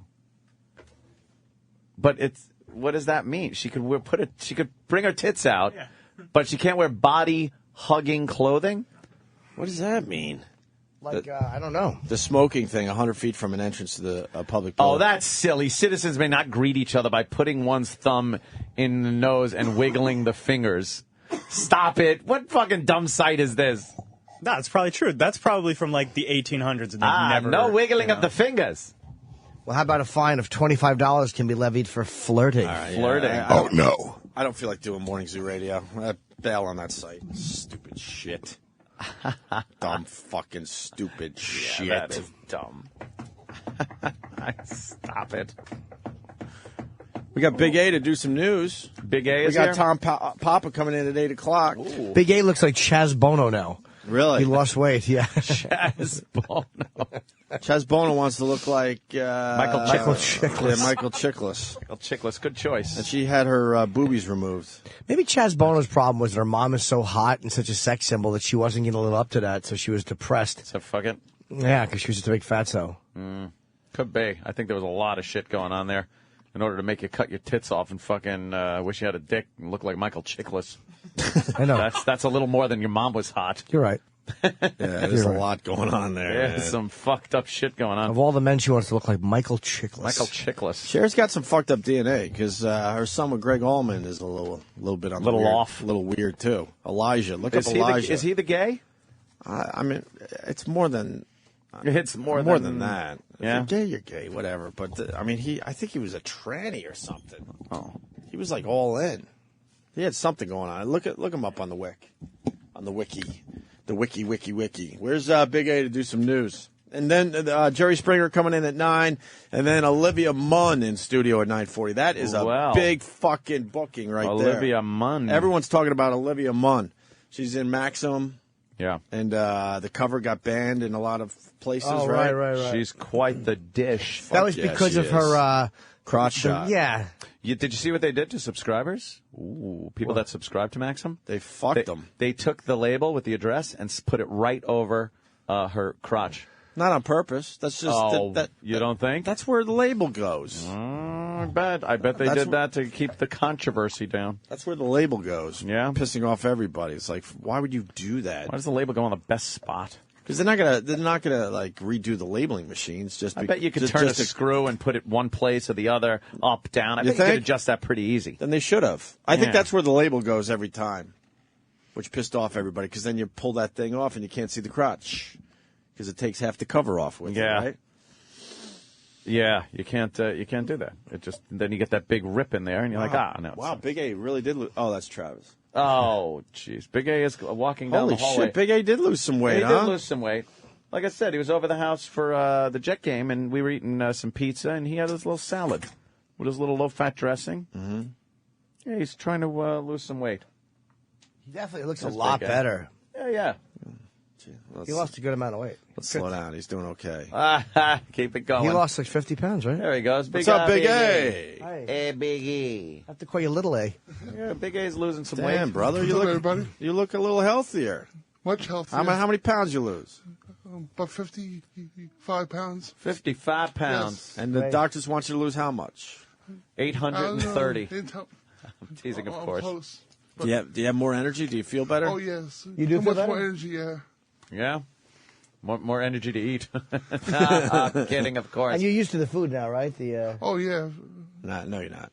No one is. No, he could take temptation, though. We were eating pizza, and he got his little salad. I had salad with chicken. But and you wanted whole the pasta, and I had no pizza, no cakes. But you wanted the pizza and cake. No. Well, who doesn't? You don't? He's had enough pizza. Absolutely not. Yeah. Really? No. Oh, God bless you. You've eaten enough pizza and cake in your life. E-Rock, do you want pizza and cake? Who doesn't? No, he wants cake on pizza. Pizza cake. New pizza cake at Domino's. Who doesn't? With garlic butter saw. Right. Who doesn't? Well, good for you, Big A. Hey, Big A. What else is going on with you? Yeah, what are you doing? Working? Nothing much. Yeah, just working a little bit. Oh, thrilling. All right. And what is Big A here for today? He's going to do some news. Oh, he's going to do some news. You know, there's a lot of stuff that we don't get to on a daily That basis. is true. We'd like to. You But... want to do a couple news stories for us, Big A? All right. We love when you do the news. Oh, Big A with the news. Hold on to your hats. Do we have any music or anything? Do we have there it is. There, yeah, we have we that got at the least. ticker. We have that. The 1010 wins ticker. Now, this is 3 very quick stories, so this should take 2 minutes. Should be nothing. All right, Big A. Big A with the news, everyone.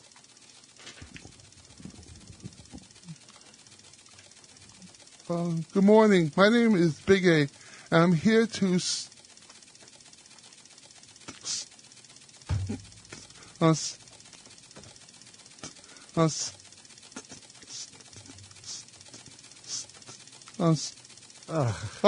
your day with some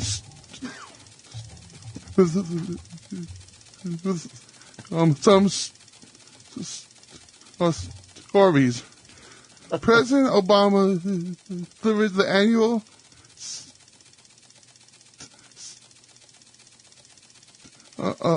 State of the Union address last night. The president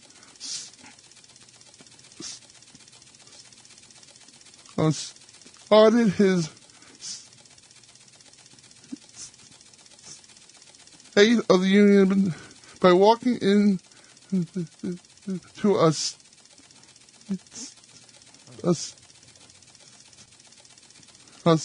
standing ovation.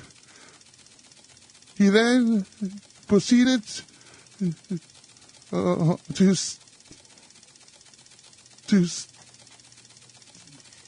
stand at the podium for an hour and took a stab at topics such as healthcare and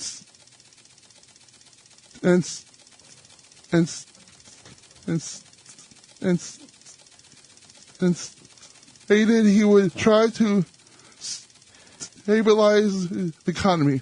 After his speech, he stopped to sign autographs for many of the lucky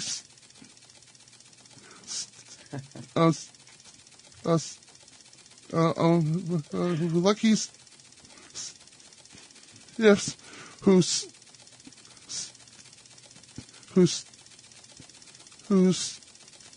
stuck around. All right. One that's, down, 2 to go. President Obama's State of the Union Nice. address news. Wow. These have to be written differently.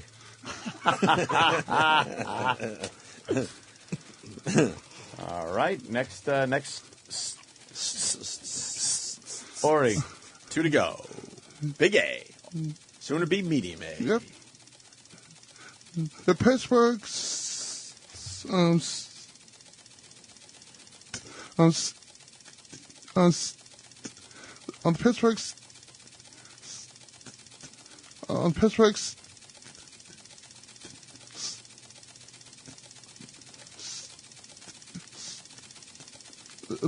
the Pittsburgh Steelers defeated the New York Jets to stage the 8th Super Bowl appearance. Oh, boy. Wow. Get ready for a triple. The Steelers staff stomped all over their rivals in the second half and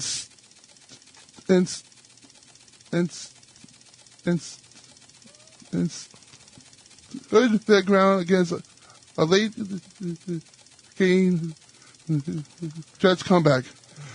The final score was 24-19, and the clock stopped. They stand face the Packers on February 6th at Cowboys Stadium. Ooh, yeah. That's sports news. A little sports news. We got president, sports news. Now let's go into a little business. A little business news. Okay. Jesus, you guys are bad. Our Apple CEO Steve Jobs announced he will be staying home from work indefinitely earlier this month, hunting Wall Street and the public alike. Apple's stock took a slight hit after the statement was released, but many believe the company will weather the storm. While he failed to state exactly what is wrong, it is understood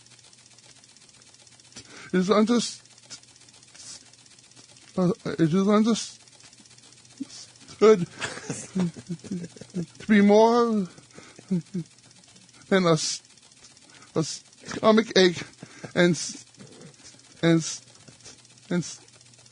stuffy nose. I hope it is not a kidney stone. Why would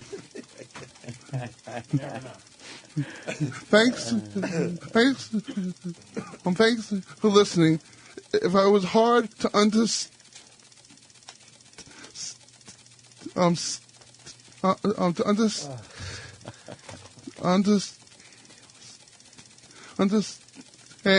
it is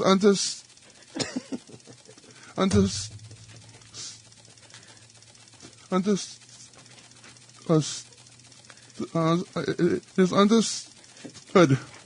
A big A. A big A with the news of the day. And you just lost another 5 pounds. Congratulations. Yeah.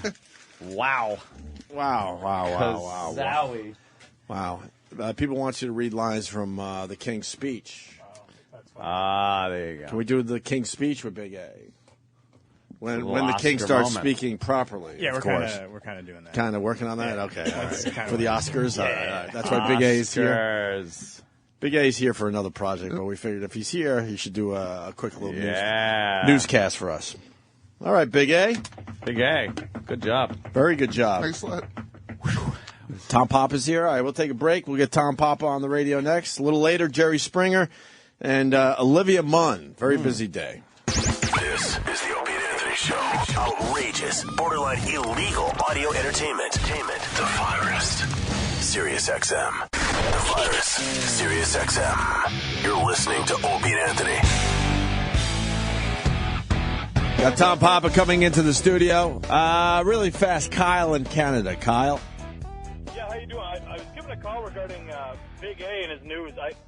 Every time he's on, I love his bits when he's on there, and boy, do I feel like a dirtbag for laughing every time.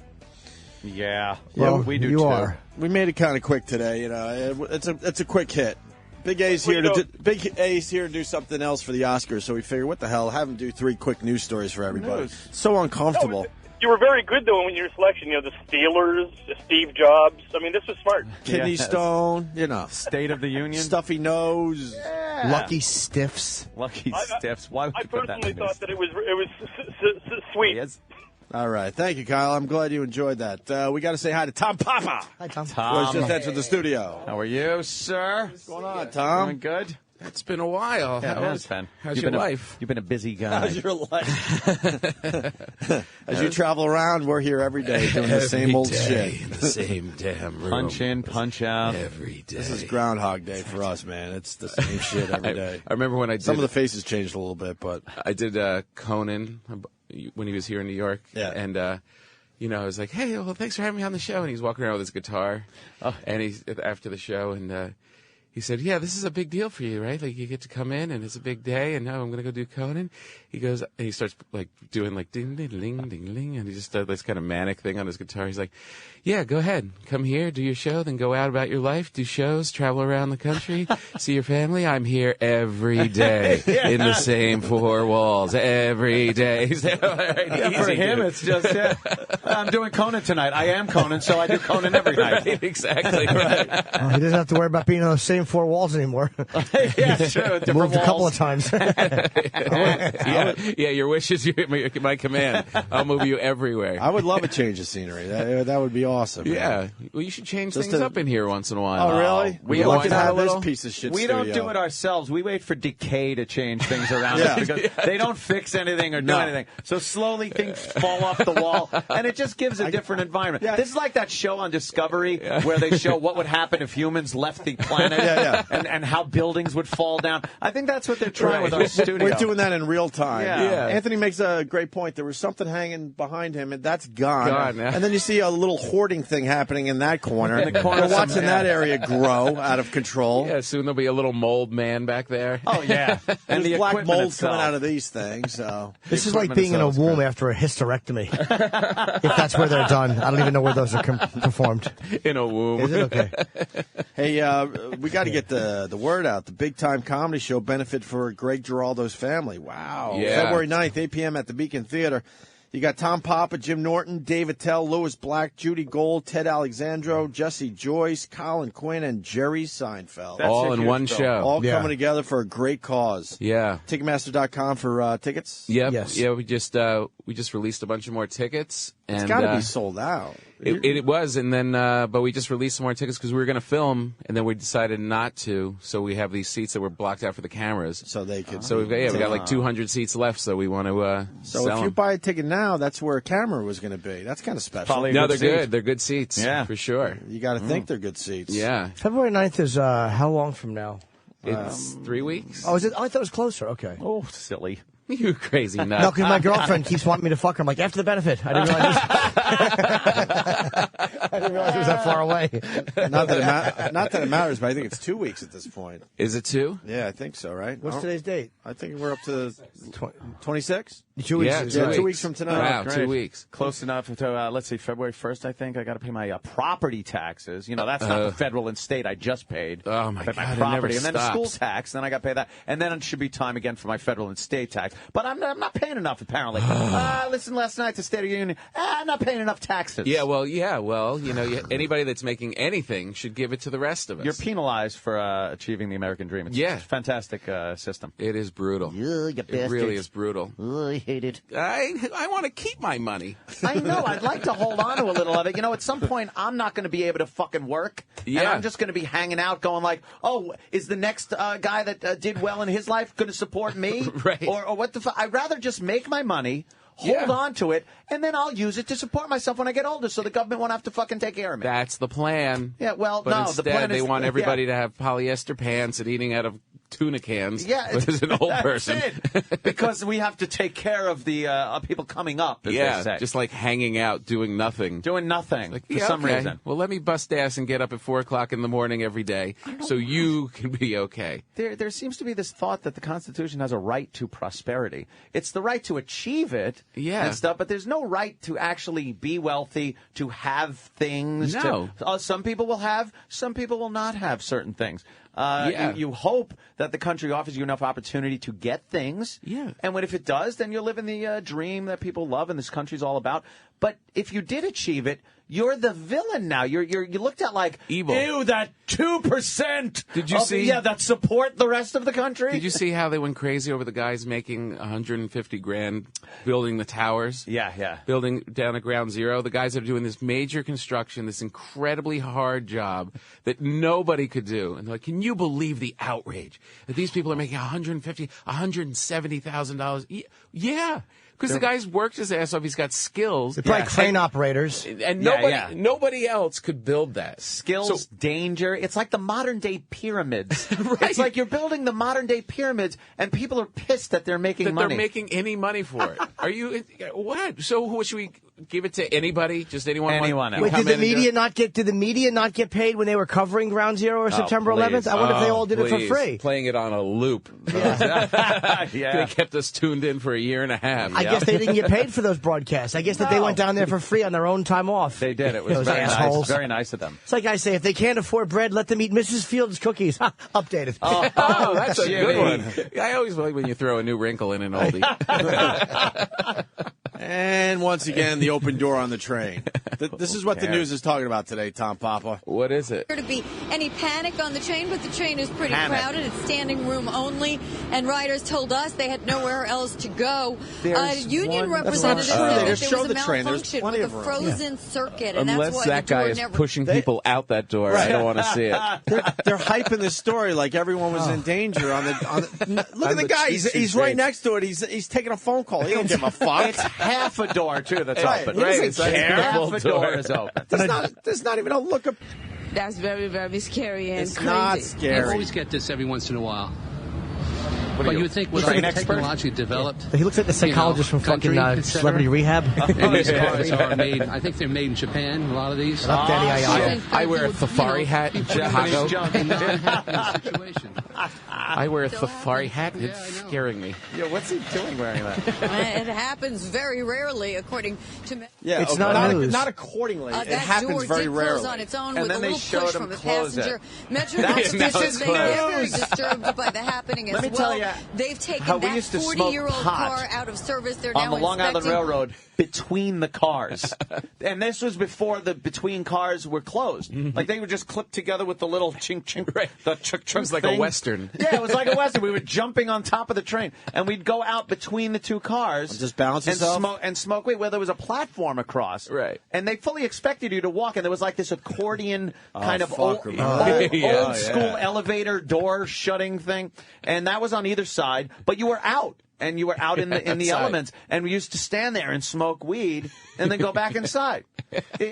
But now half a door is open, and they're freaking. The title of the news story is "A Door Was Ajar Today." That's the fucking. A door was ajar today. I can see if it was on a plane. We felt air from the outside. We smelled fresh air. It was terrible. Oh, it was horrible. And they just keep showing the video where no one gives a fuck. Nothing and they're still happening. trying to make it into something. it. They're literally hanging out You're of it. caught. No one cared. Yeah. Stop already. And they're interviewing people on the street, showing them the video. I know at least one person said, "Are you fucking kidding? This is not interesting." Yeah, but they certainly didn't put that on the news. Did you see that Why YouTube? would you? Did you see that YouTube the other day of the guy laying on the tracks? Oh, God, yeah, he filmed himself getting run over by a train. I thought that was fake. No, it's No, not that was fake. real. Oh, Yeah. really? You think it was fake? Why? No, you could do that. I think he probably just you gotta measured. find a spot where you can Lay easily low. do that. I mean, you gotta have balls to do it, but That was What, you think pretty it's fake impressive. yet? If it's I don't- the I one don't- I saw. I don't Where he think it's lays fake. down, the train is Lays- coming, and the camera's going? Yeah, it's facing him. I don't Danny? think that was fake at all. Fake? I don't know which one. Okay, I'll take a look. We've got a scoop for you. No, I don't think it was fake. I can't believe it's snowing again. Every time I fly, it snows. Where are you flying to? Raleigh, North Carolina. Oh, good. You have a little plane. That's good. What are you? What airline? You going Continental? No, I think it's American. Okay, maybe you're on an Embraer. No, it's a bigger plane. Is it? Yeah. What are you doing in Raleigh? Good nights? Charlie That Goodnight. club is great. You like it? Yeah, I did it recently. It's fucking fantastic. Really? Yeah. It's my first time. I've never been there. I was I made him go. I'm only going to go to markets I haven't been to for a year. Like there's a couple that's good. of switchovers like AC and whatever. Right. But I wanted to do a bunch of markets I haven't done. And Shreveport. North Carolina ruled. Really? Unbelievable. Good nights. Awesome. You can have a good time. Yeah, Tom. you'll That's sell good. out If there. I don't get Hey. if I don't get you, snowed in. Are you marriage reffing too still? I just wrapped. You just wrapped another I season. just wrapped another season. We start airing in May Fuck, how cool is that? with either America's Got Talent or The Fat Show. We're waiting. The Fat Show. It's such a strange thing. Like I was thinking the other day, this is what happens to your life. It's like I just want to be on TV, and you get something, and then things. You're like, well, if we're with America, if America's Got Talent or The Biggest Loser, and it's like, why should those shows matter to my life? But they're really important. Yeah, you know? Which one would you rather have? Right, exactly. I don't know. America's Got Talent. That's bigger, right? Yeah, America's Got Talent. Yeah, they give really obviously. good numbers. What and kind of celebrities you got this coming season? Bill Maher, Ugh. Tracy Bill Morgan, Maher. Mary J. Blige, Julianne Moore, Ricky Gervais. Some good ones. How was Tracy? Hilarious. Of course he was. He just sits there and just throws comedy Molotov cocktails. Just unrelated. Just starts just yell shit out. He says whatever he wants. Whatever he wants. Did he talk about Planet of the Apes? He didn't. Oh, God. He went on a Mandingo run. Oh, really? Yeah, which we had to edit He back a will little talk bit. about Planet of the Apes for an hour and just make it fucking the funniest shit you've ever heard. He did a run on Josie Wales. Josie Wales? There was some guy that was dressed like a Revolutionary War guy. And he's like, he's up there dressed like Josie Wales. The outlaw Josie Wales. Like he's not. He's a red coat. Yeah, well, Josie Wales. Josie No, Wales the in red coat. Joey. Exactly. Josie Wales. That was Josie Wales. What a great reference. I know. And it didn't relate at all. The guy who spits. Josie Wales? And he says everything 3 times. Like, Josie Wales? Yeah, I think the guy that was chasing him was Redlegs. So then he probably got a coat with red coats. And then, whatever his mind does. Yeah, try and piece that together. That's That what he weird does. roadmap. How was Gervais? He was great, right? Gervais was great. Yeah. He just starts, whatever he's on, he just starts drinking at the beginning of it. By the end, he's hammered.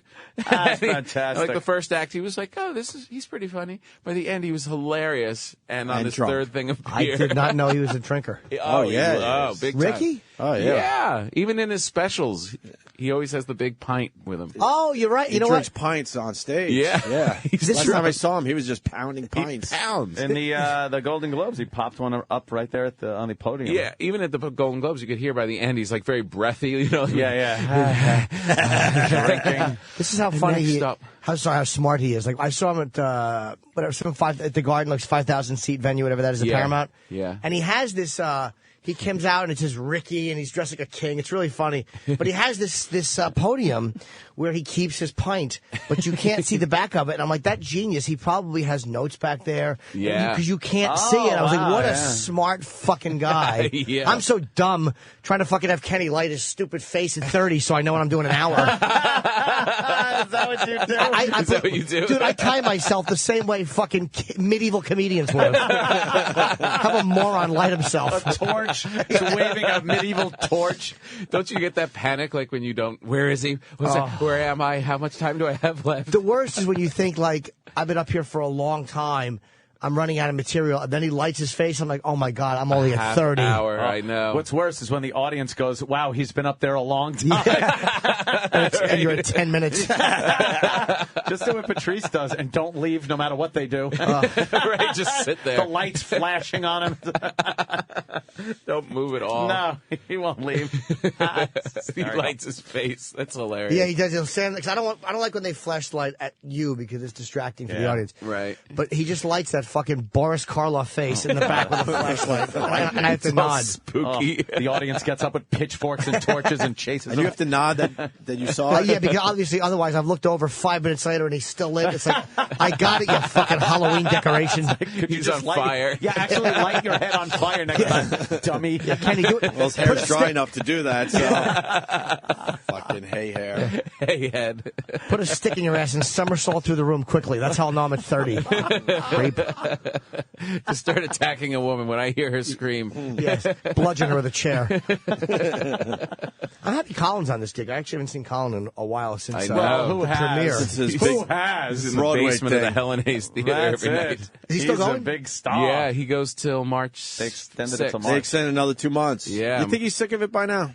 Yeah. We've talked to some He's of these gotta Broadway be. guys, and it's the same shit. Every at least day. we talk about different stuff every day. He's not talking about different stuff every day. And he's alone. And he's just alone. sitting there by himself. He got extended too? Yeah. Another 2 Till months. March? I didn't know that. Yeah, No, he's too a much. he's a success. He's a Broadway hit. That's great. And Look, then Mom, I'm a big success. and then eventually they're going to move him to other cities and possibly across the pond. They're going to shoot it for HBO, Jesus. and they're going Good for him. to hold on to that while he goes on tour with it, and then once he's done with the tour, release it on HBO. Wow. Good for fucking Colin. And then he'll do his next one. Enough with Colin. He's gotten every break. It's rare that I'm literally that happy for somebody. It's like of all the comics, like we always kind of have like we're happy for each other, but we're not. But with Colin, I think every comic is happy for, like when he gets something good because it's like he deserves Everyone knows it. how good he 'cause is. he's so old now. Yeah, and he's so old he can't do it for that long. You still got time to pass him by. Here's my dream. Exactly. Here's my dream that Colin shoots the special. It's nominated for an Emmy, and the night before the Emmys, he drops dead in his hotel room with a fucking tranny and a crack pipe. Long story short. And he gets it posthumously. Oh, God. He's found with his finger in his face. Oh, geez. Oh, would that give me pleasure amid scandalous stories coming out? Oh, of course. Finally successful, and he doesn't get to enjoy it. And all the Broadway stars come to his funeral. Yeah, they dim the lights. Yeah, on they dim the Broadway. lights on That would be Broadway. something. for Colin. Al Or at Pacino. least in front of the Helen Hayes Theater. I know. They're just not the whole. We can't dim the whole street. It's just Colin. Just dim one at the fucking pizza place. Just think about what Al Pacino's show is right across the street from it. King Lear. Yeah. Yeah. He comes in and has to see Colin Quinn. What the hell? Yeah. Yeah. How did that happen? Long story short. Short, is that a jab at me? Who is this guy? That does suck for. It's great for Colin. It sucks for Pacino. That's right. Every day Colin walks in. Yep, me and Pacino. Yeah, as Pacino, you got to kind of want to think, hey, I've achieved something. I'm doing King Lear on Broadway. Right. And then he looks and goes, oh, look who else they give a show to. Colin Quinn. Right. Who is this asshole? If you worked a day in your life. One of his best performances, right? One of Glenn Ross. I saw that on Broadway, actually, with Alan Alda. And I actually preferred Lemon's performance. He was in it. Liev Schreiber, fucking Jeffrey Tambor, I think, was in it. It's a weird cast. One of the Dukes of Hazzard, not Tom Wopat. Tom Wopat was in it. The other guy. Yeah, Tom Wopat was in Tom it. Wopat. Oh my lord! It was good though. It was really good on Broadway. They didn't have Roscoe in there too. He's done a lot of Broadway, that guy, right? Yeah. Tom Wow. Wopat. Yeah, he's a Broadway guy. He's now. like a revival guy. He does all those revival, like Annie Get Your Gun. Yeah, he's always He's always doing a Western dance with a bunch of gay cowboys behind him. That's right. Starring Tom Wopat and Bernadette Peters. It's got to be some dressing room. The New York Times calls it the #1 revival of the year. It's Oklahoma. Now starring Colin Quinn. Oklahoma. Where the wind comes, I don't know, something. He's like one of those guys from South Philly. When you're a jet all the way. I guess so. I guess so if you're Dominican. I don't know what the hell. Like a bunch of Puerto Ricans are going to dance and not stab you. Colin Quinn in West Side Story. When you're a jet, I guess. I guess you're a jet all the way. And white guy and white girl with a Puerto Rican, of course, has problems. Right? God forbid we show who's really the problem. Maria. Maria. Where fucking Maria? How come Maria had to come? Why don't both gangs go a little further uptown and they both got their asses kicked? You know what I mean? 125th Street. She had to flirt with everybody. Maria. Get over here, Maria. Rejection is not the problem. Forward fighting is they're not the problem. shit. Oh, he is a shithead.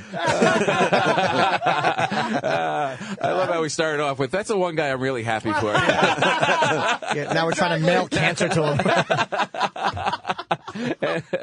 Colin's a bum. Oh, shit, that's funny. What do you guys do to a guy you hate, man? That's what I want to know. Being attacked by Tom Walcott. Tom Wopat. Oh, God. Wow. He's the other guy from Wham as far as Dukes of Hazzard went. Tom Wopat. Yeah. Yeah, the second guy that no one remembers. The other guy's not working, though, right? He's the DJ Jazzy Jeff. Who's the other guy? Is the other guy working, though? Who? What's his name? George Michael? No. The other guy from Dukes of Hazzard. Is he working? Schneider. But he doesn't work. He did. He's on tour with the guy from Bosom Buddies. He was on Smallville for a while. That's and right. He gets like some TV work and shit. Yeah. Right. But, the guy from Bosom. They're on the Let's Hang Ourselves This Year tour. The guy from Bosom Buddies. What did he do to Tom Hanks? Did Tom Hanks, would he like put like fucking, boy, this better be funny. I wouldn't hold your breath though, folks. Oh, no. All right, let it rip. I'm just saying for Hanks to have gone on to such an Oscar-winning career, and him. I saw him in a Starbucks on 72nd Street. Really, Bosom Buddies. Yeah. The other guy. Yeah. Is he doing Broadway? Has he done anything? Was he making lattes? No, but he should have been. He was fucking. Oof. Oh, that poor bastard. You could have watched that show back then and just been like, these guys will just go nowhere. Yeah, too horrible. And Tom Hanks ends up, one and done, right? The fucking huge star that he is. You ever see him in Taxi? Tom Hanks' his episode of Taxi? When it's a very funny flashback episode where Jim shows you when he was in Harvard University and how he first tried drugs, and Tom Hanks was one of the guys at the parties. Oh, and he was the very studious. But Hanks was it was like all high at the party. He was actually very funny. Yeah. He took one hit of a joint and made the face came up. Yeah, because he's like, Heather, drugs are very addicting. Some people get it. Who knows? I could be one of those people. It was really fucking funny. God, Taxi was a great show, man. Oh, it was great. Tom Hanks was also on an episode of which one was that? Family Ties. Family Ties, and he played the drunk. The drunk uncle. Yeah. He played the drunk uncle. I don't remember. He had an alcohol problem. He was always the fun guy, and then they realized he's got a problem. That's what a very special episode when they decided sitcoms needed to tell a message. But it's pretty amazing that you remember him in all these just one-offs on these shows. There's definitely a reason that guy is what he is. You know what I mean? You watch it in movies now, Apollo 13 and shit like that. Not even now, years ago, but Philadelphia. It's like, wow, he's a real actor. Yeah, right. Look at that. Yeah, exactly. And he started off doing and the poor Bosom Buddy shit. guy, because it's like he's got to watch him just succeed every year, get bigger more and more. bigger. Just holding an Oscar, and you were there going, I remember we used to come in and go, hey, we got this show. This is so cool.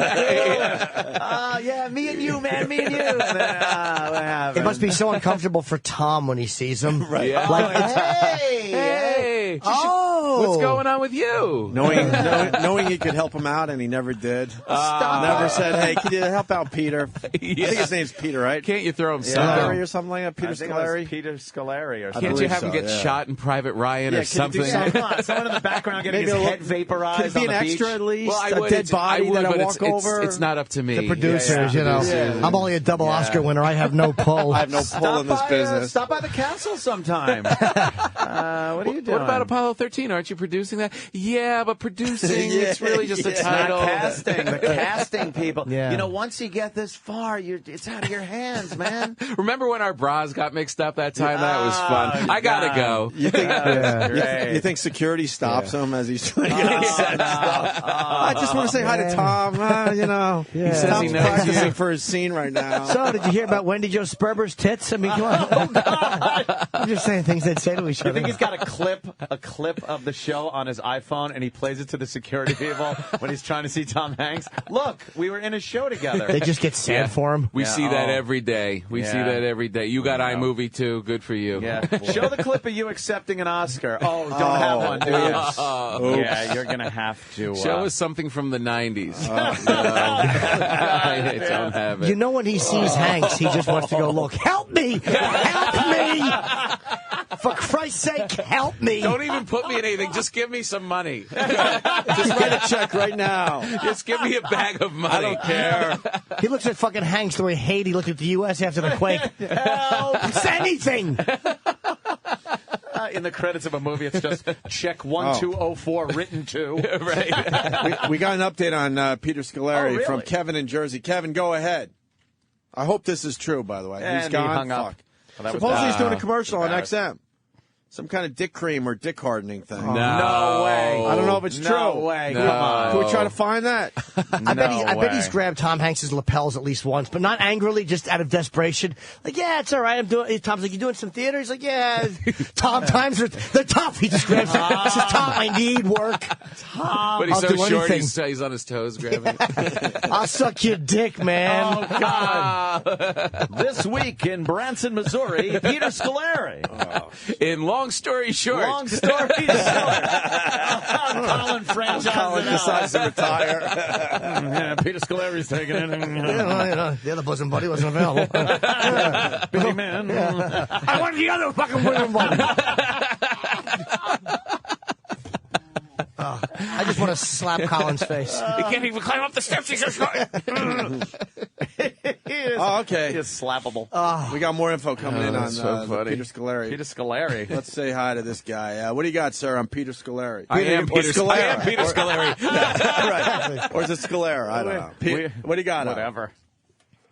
Yeah, what do you got? Jesus Sir? Christ, dude. Been running, sorry about that. Sorry. They've been running commercials on XM for the last 3 weeks with Peter Scolari plugging the Boston Medical Group to get your dick hard. Really? Wow. Do we have that? No. Come on. It can't We're be. looking for it? Okay. Does he say, hi, I'm Peter Scolari? Absolutely. Not all of us can get a hard-on by thinking about when we used to work with Tom Hanks. Other people do this. That's terrible. Have you met him? I wonder what Tom Hanks is doing while he's doing those commercials. Tom Hanks. What do you think Tom Hanks is doing? Reading more fucking potential Oscar winners? Oh, my Lord. Scripts for an Oscar? Didn't he just do a series? I keep watching the Road to Perdition. Yeah. That's what you talking about, right? Yeah, we were talking about it last night. It's so good. I didn't see it. Just Hanks in a hat with a gun. He's very film noir looking. It is. Yeah. It's like one of those that you keep watching and it just keeps getting better. I think Tom Hanks movies are probably the most rewatchable movies. Yeah. Like I've probably seen Apollo 13 8,000 times and Saving Private Ryan. Yeah. You just watch these things over and over again. and over. And Peter Scolari is doing dick cream. The Man with One Red Shoe. I mean, who can get enough? Joe versus the Volcano. Money Pit. All the Turner and Hooch. He did go through a phase where it could have gone either way. Yeah. could have been one of those 80s stars that you went like, oh, remember him? He did that show, and then he was in some movies, and now he's doing a commentary on a VH1 clip show. But the short guy's good in that Saving Private Ryan. Peter Scolari, you see him? He was so fucking believable. I want to hear this commercial When now. Joe the Volcano came out, that Peter was just like, maybe this will do it. Imagine that Peter Scolari's like, I'll see you on the beaches. All right, everybody. And there's fucking Tom Hanks. You could get a hard-on if you rub this cream on your dick. I got to hear the commercial. Where is it? Yeah. Oh, that's terrible. You can't find it yet? But how would he, like... We'll wrap up this nice break. But how would he promote himself as, like... He just says, hi, I'm Peter Scolari. Yeah, he'd have to say his name. But yeah. With no credit, you think? With no credit? And you know... Some people suffer from erectile dysfunction. Yeah, he'll keep it It's probably a clinical. class act. Like my career. Yeah. Some of your dicks might be just like my career. Yes. Droopy, soft, and useless. Yes, I've been shoving Cialis into my agent's phone for 20 years. Still can't get it up. Why don't we just look him up? Danny, can you look up Peter Scolari? He's been, he's okay. been looking for the commercial. Oh, okay. Is he doing any gigs or anything, though? Like, when does his IMBD... IMBD. That's what he's on. IMBD. That's his problem. Oh, God. What's he done lately? Let's see. It's post-production, something in there. That. Has he One really? Summer, Suburban Girl. Here's Father McGarry in Cathedral Pines. We all remember that. American Dad. He played himself as the limo driver. He was a seminary teacher in Big Love. Big Love, Big Love. Oh. Polar Express. Polar Express. Hey, wait a minute. Now, Polar Express. Hey, that was Hanks' Tom thing. Hanks in it. There we go. We So got a he threw him connection. bone. Oh, and he played the Lonely Boy, which is a pretty big role. Was it? Kind of. Kind of. Not quite the conductor. There was a day of voiceovers for It him. wasn't exactly Santa Claus. Tom probably couldn't even come in that day to say hi to him. Yeah, just drive to the studio, do some voiceover. I'm not going to be able to make it. It was probably some second unit stuff. It was originally Boy #1. Just change it to Lonely Boy. Make it look like a real role. He was Kyle Evans on one episode of ER. Oh, I know that. He was in one episode of The King of Queens. Mm-hmm. He was on Reba. Ally McBeal. We're going back. Touched by an Angel. 2001 was a little slow. Peter's got something on Peter Scolari. Honey, I Shrunk the Kids, the TV show. Yeah, Tom Hanks did put him in a movie. He put him in that thing you do. He played like the Ed Sullivan type talk show guy. So he puts him in all his shitty projects. That's nice of him. Yeah, the bit part. It only lasted Doesn't have that much confidence in the guy. That was 1996, by the way. If you could carry my red shoe. Let's go to Jackie in Jersey. Jackie. First guy, the guy was on Newhart for 7 years. How he did nothing after Bosom Buddies. Oh, was he? Oh, he was the husband. Right, he was Julia Duffy's husband for 7 years. Why are you ruining our bit, Jackie? Stand corrected. This has been a great half hour. Well, But I Tom want Hanks to was say, in the fucking honing his commercial, chops. he identifies himself. This is Peter Scolari, your old bosom buddy. When you find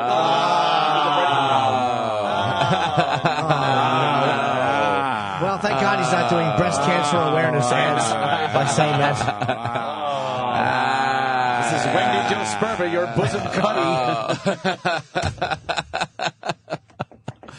Okay. No, he did not say that. I didn't say anything. Everyone misheard was over talking all of the something talking. Oh, yeah. Now I got to hear this commercial. Your old bosom buddy. Oh, boy. That's terrible. Jeez. Danny's working on it. So is E-Rock. You can't find the system. They've been playing it for 3 months. It's a paycheck, you know. Still looking for it. Show All right. business is hard. I Yeah, have to go isn't to it? Raleigh. Yeah, Kevin from Raleigh. Connecticut. Peter Scolari wishes he was Rob Schneider. Oh, now come on. Jeepers. I saw Rob Schneider leave the Hugh Hefner roast with one of Hugh's blondes, and then got the blonde fired. You can do it. Yeah, see, isn't that weird? You can do it. It's probably why they invited him, just to say that. You can do it. You can do it. Yeah, that's the schedule right there. All right, get the fuck out of here. Get the you can do it guy. More info coming in. We got Andrew. Andrew. Hey, you know what? You guys didn't know he played Wilson in Castaway. Oh, fuck. I Was didn't he know Wilson? that. In what? Oh. And Castaway. Wilson and Castaway. Well, yeah. Much like in Lord of the Rings, where the actor played Gollum and then they later superimposed him with Gollum. He played the soccer ball to give Tom someone to talk to. Yeah. And they later... They just made him lay around day after day. Dressed as a soccer ball. He's in the studio with all those green screen things all over his face. You sure, Tom, we need to do this? No, really, it's your expressions. I need to look at Wilson. Give us a sad face. Think about bosom buddies. That's his natural face. Oh, God. Oh, this poor bastard.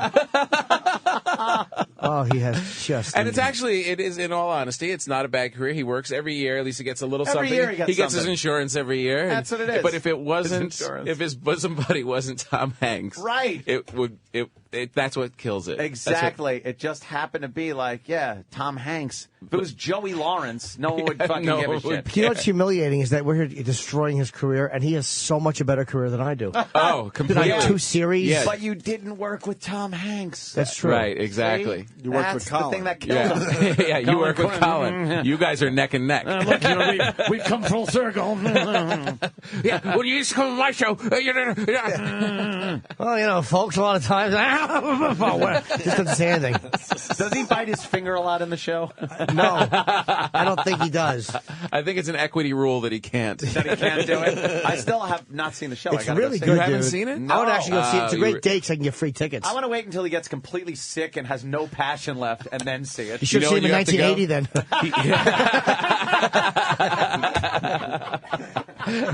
Oh, shit, Colin, he nailed you. You should go. What you really should go is he didn't want to do. I think he didn't want to do a Sunday matinee show because it's not that crowd. It's everyone's 1,000 years old. So he does 3 shows on Saturday. Does he really? 3. Wow. You have to Saturday. do, but you have to do that. Did you do a matinee and then 2? You have to do a certain amount of shows a week. And he didn't want to do the Sunday, so he threw one on Saturday. He figured, well, that'd be more of my audience. But when you're a starting comic, after your first year, you're like, I'm not doing 3 shows because it's impossible. You're just hallucinating and up he's the there. furthest thing from a starting comic. Yeah, exactly. And to have to do matinees, it's basically it's like to do stand-up type material in the afternoon. In the afternoon with all these old women in the audience. Yeah. But he said that's what really kills him is doing the. If you go do the, if you I'll want go to fun, that you one. should go to the 3rd one on Saturday. So go to the 3rd Saturday show. What times are they? Miserable. 8 and 10 or something, or 8 and 10:30? It's probably 7. It's Broadway crowds earlier. It's probably and it's only an hour show. So. They should just Disney animatronic. They turn that crowd around quickly. Hour 15, yeah. Get some animatronic Colin to get up there like at Disney Hall of Presidents. Yeah. Just fucking See, the hard thing is because they have cues and they have lighting cues and they have it's very actually well produced and well done, which means that he can't just keep going because Colin will just go off book and off road. Right, but you can't do that unless the lighting guy is right with you. Wow, that's got to drive him crazy. Yeah. Exactly, not being able to really, Is he able to go out and work on new stuff? Does he have time to go to the cellar or anything? No. He doesn't have time to even. It's exhausted. Oh my god! I'm sure he does. I'm sure he'll do like a new line once in a while. I'm sure he writes new pieces in a for mirror it. at his house. Yeah, looking in the mirror, holding a shotgun like a microphone. He throws a line or two in. He updates. I saw him update a little bit last time I saw it. Yeah, I've seen it a couple times now. Oh yeah, oh yeah, it's great. It's great, Yeah, isn't it? You went? Yeah, I saw a couple times too. It's really strong. And I like the changes they made from when he was way off Broadway to fucking Broadway. It really became like a real thing. Like, what like the fuck? This is a real thing now. Show. Not a guy running to the back to start the projector for Colin. I know. I was there when in July there was no air conditioning. Right. The air conditioning broke. Colin's just sweating. Dude, it was in a theater where the guy taking your tickets was the guy that was running the projector. Right. So we're all sitting there like, well, why isn't the show starting? Because the guy has to close up the box office. And he's running up the stairs. And you see him run up the stairs to start That's the how show. you start it. And now, man, he's a Broadway star. And now he's got a lot of people behind him. Yeah. It's a great name for it too, and it's just easy to remember. Yeah, and it's yeah. fucking doing well. I'm so happy it got extended. Yeah, having Jerry involved doesn't hurt. That's obviously helps a lot. That's for sure. Yeah. It gave people. I think having Seinfeld, it didn't make people laugh, but because you're either going to like the show or you're not. But it gave. It kind of forced critics to at least look at it honestly, Right. And they can't bash it once they look at it. No, it's too smart. It's All right, too listen, smart. When we get the plug in, we're going to take a break. We got Jerry Springer coming in a few minutes. You sticking around, Tom? Whatever you'd like. I'd love to stay. All right, good. Tom Sure. Papa is here, and he's going to be part of the Big Time Comedy Show benefit for Greg Giraldo's family. That's 2 weeks from tonight, February 9th, Beacon Theater. Tickets still available. Just a few, though, because they released some. Yep. So you're going to want to get those immediately. Ticketmaster.com. You got Papa, you got Norton, you got Attell, Louis Black, Judy Gold, Ted Alexandro. The list goes on and on. Colin Quinn, Jerry Seinfeld. It's going to be an amazing night of comedy. Yeah, it's going to be great. And it's a great cause, obviously. Great show. So. Yeah, all the money goes to Greg Giraldo's family. And what about people that can't go to the show? Is there another way they could donate to Giraldo's family? Do you know offhand? Yes, they can. I don't know exactly how they would do it. Maybe we'll try to get that info, get it out there Just for send it to me. I'll take care of it. You're going to get it to it. This is the Opie and Anthony Show. Opie and Anthony on the Virus. Sirius XM. The Virus. Sirius XM. This is the Opie and Anthony Show. Hanging with Tom Papa today. By the way, if you're not going to make the Greg Giraldo fundraiser / comedy show, hold on. There you are. GregGiraldo.com. You could donate, which would be very good. Yeah. Family needs money, man. Help And the guy all out. the info is right there on the website, GregGiraldo.com. You know, it sucks. Crazy. It's so hard to watch the roasts that he's on. I know. And he's so fucking good on them, but I was just watching the David Hasselhoff roast. And, it's funny shit, and then it's like, here comes Greg, and it's like, It's brutal. It's so funny, and I've been now it's doing- depressing. Yeah, I've been doing these interviews and watching clips of him, and we're going to run some of his stuff at the event too. Yeah, we're going to yeah. do this, like 5-minute video thing with all his best stuff, and you're just like working on it, and then all of a sudden you sit there, you're like, fuck, he's gone. That sucks. He's Yeah, you're just like, gone. fuck. It's insane. It really is. Really like- awful. And you can name 20 other comics that should have went. I know, absolutely. It's like, God damn. I know. Fuck, man. Yeah, my mother-in-law keeps going. This evil person. It really, just no justice. Says nothing funny ever. Never Just smiles. keeps plowing. Miserable people. Not a fan, are you? Of the mother-in-law? The worst. The worst. Just awful. Just getting in your face. Just that attic breath. Just mean. When and I always feel kind of bad about it, like saying that an old lady's mean and nasty, but because you see old crinkled up ladies, you think, she must come with cookies. A sweet right? old They all lady, look, right. Yeah, she probably just bakes cookies for people. No, if you're an idiot when you're young, you don't get old. You don't just start becoming nice when your hips start going. You get angrier. Now you're a nasty old bitter person. Now you're worse than ever. Yeah, because it added in the bitterness of being old and regrets and pains. Lost fucking opportunities. Right. Basically, what you're saying is some old people deserve their hips being broken. Yeah, right, exactly. A good slip on the ice. You're not supposed to be sad for every old person that breaks a hip. That's shattering like a pop bottle. Some of them had it coming for many fucking years, man. Some deserve Fuck it. them. Absolutely. Tom, what else is going on? Creep. What else is going on? Peanut brittle hips. What else is going on in your world, man? What's on your radar? Anything in the news, movies, other TV shows? I'm trying to catch up on the all the Oscar films now that they're all out. Yeah, I think we all do that. I right? just saw the Black Swan. Not one black person in it, by the way. No. One. Racist. Was it a good movie? It was good. We're trying to figure out if we should sexy. see that. It's sexy. That's some for sexiness sure. in it. But it's ballerina Lesbi- shit. Yeah, but there's some lesbian scenes and Little Masturbation. masturbation. shit yeah, going yeah, that was a good scene. Sounds very saucy. I like to think I don't watch a lot of movies, especially a lot of Oscar-nominated movies. So I always like to think that the one or two I saw are the ones I'm like, oh yeah, that one's hands down. That's got to be the one that Hands wins down. everything. Like right now, I'm on a True Grit fucking Right. juggernaut. I know this film's going to run away with it because I've seen no other movie. And you're not going to see the King's Speech. No, why would you? I saw it. I It saw was it. good, right? I liked heard it. it's good. I heard it was good. It's Wait, good, but it's also you're watching it and you're like, oh, this is made to win awards. It's Yes. got an Right. affliction. It's got accents. It's a period Real period actors, piece. real Right, the actors, yeah. costumes, real actors. Who's that homeless guy? What? It's really good. Oh, my Springer. God, that's Jerry Springer. Oh, that was Springer. He looked very confused outside the studio. And then he just walked away. Where's he Walked going? away. I don't know. He's giving a final thought to somebody. And why By Shane don't- 45, because that's his And audience. why don't why don't we know anything about this king? I've never heard of this king before. I know. With the speech impediment. So obviously he did nothing with his fucking king shit. That was Queen Elizabeth's husband. Yeah, exactly. I believe. What's his name? I had King no George idea. VI. It was one of those things where you're watching it, Nazi sympathizer. You're trying to pretend that you knew everything. Oh, well, yeah, I kind of know this guy. And then you realize I know nothing. If the man who identifies himself as the king is not allowed to stutter through this speech, you will not see Jerry Langford again. It's really, it's so, and it's, you can't really watch a guy stuttering without laughing. Yes, thank you. It's of course. It's the funniest affliction there is. We just did that on our show with Big A doing the news. We put him on so you laugh a little bit and get uncomfortable. Big A's, it starts funny and then gets very uncomfortable. Yes, and that's exactly what we were going for. There had to have been exactly what we're doing. A stuttering caveman. Like, it had to go back to the point. And they just laugh at him, and he cries, and then a fucking tiger eats him.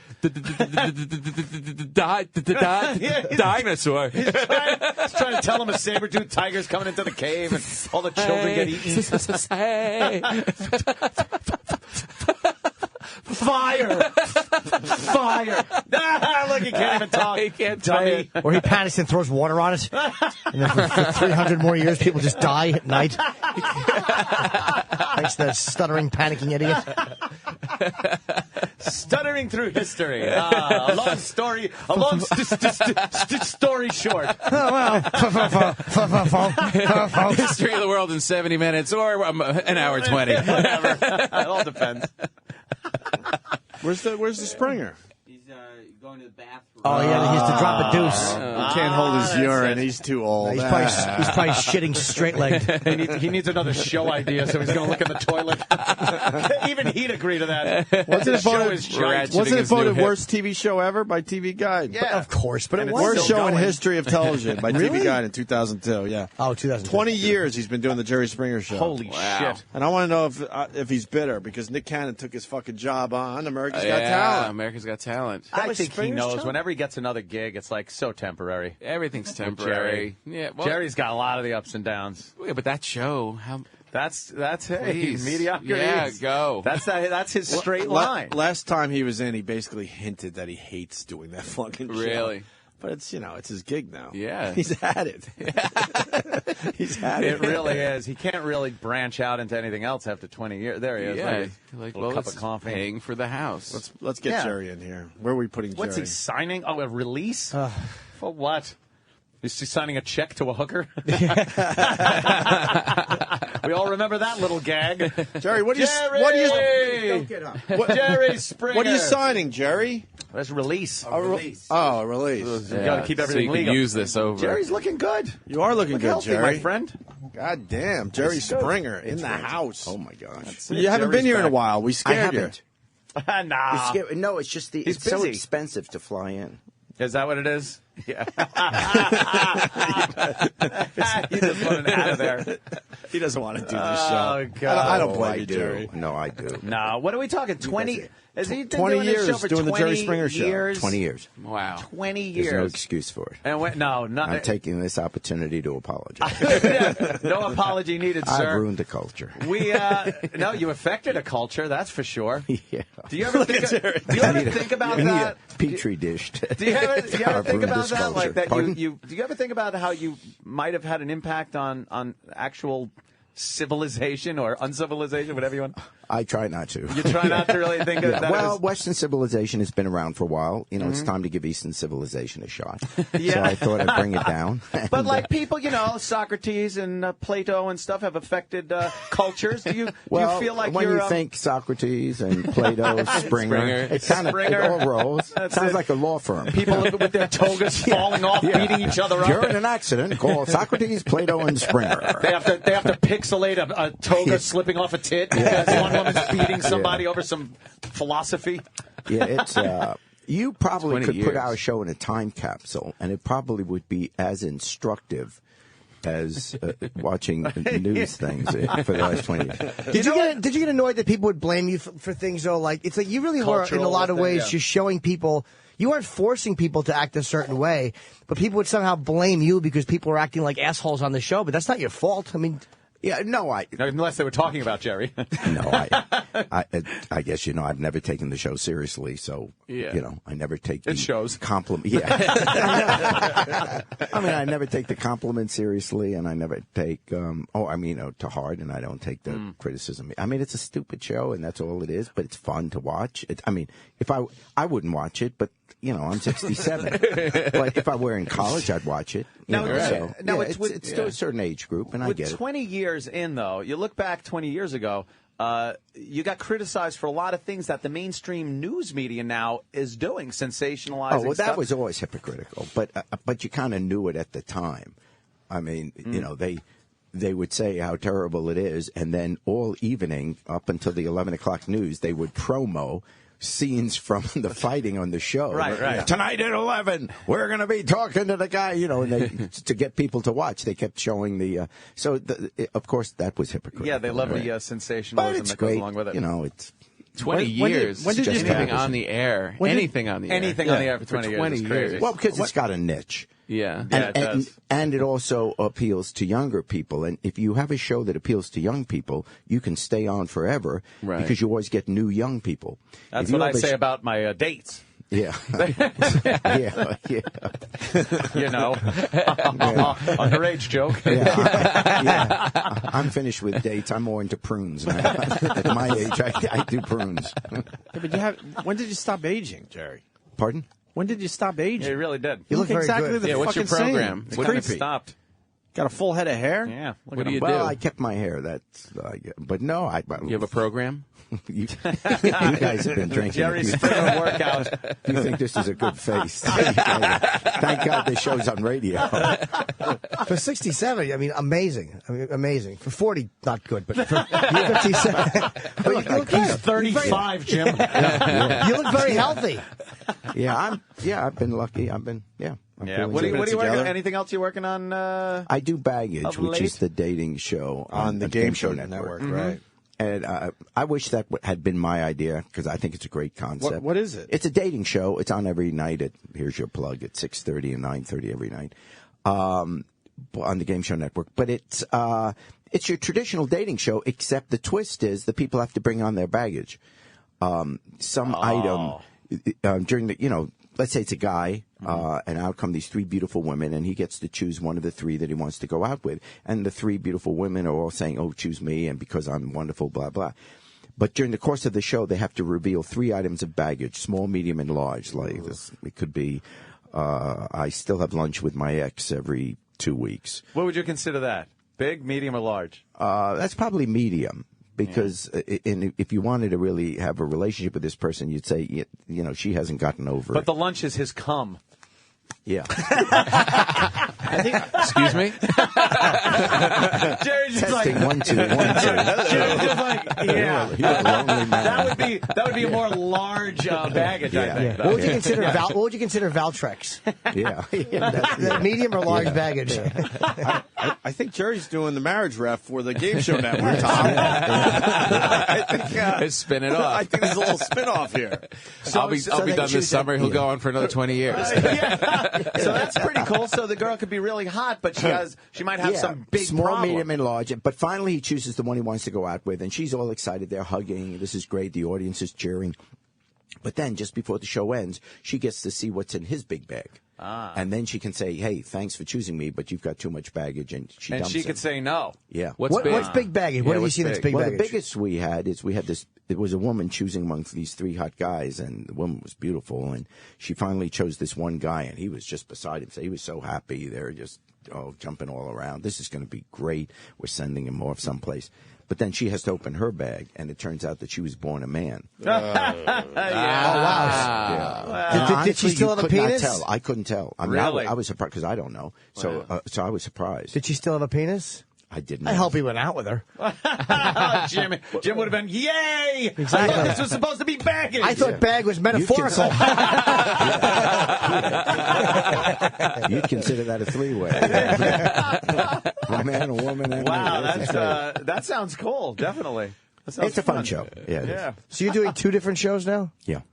Jesus. Yeah, they where working. your LA? shit's still in Chicago? Well, no, my show I in do it right Connecticut? up in Connecticut, in Yeah, you're Stamford. doing Connecticut, right? Remember that's they I right. moved do to that Mondays and Connecticut? Tuesdays, and normally Wednesdays through Saturdays. We just finished taping 170 episodes, so we're breaking for a bit. Isn't that great? You got away from Chicago to go to Connecticut and get away from the snow. I know. guess.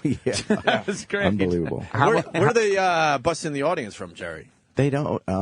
All locals up there? The locals are a little people scary. come in up. some of There are a those. lot of people from New York, but Hartford. we thought that get a big Hartford crowd. we get a lot of college kids. Really? Well, we always do. Yeah. So there are a lot of colleges. around. Quinnipiac. Yeah. 170. Yesterday we had like 45 in the audience from Yale, which was great. Wow, really? Yeah. So I'm saying, oh, this is great. It was probably a project. Yeah, I bet I you always the knew we were a alumni- smart show. Yeah. Well, they were taking notes. They were so- taking notes, yeah. Oh, Which boy. really, it's tough to be funny when they're sitting there taking Western notes. civilization. Yeah. Excuse me, Mr. Springer, could you say that again?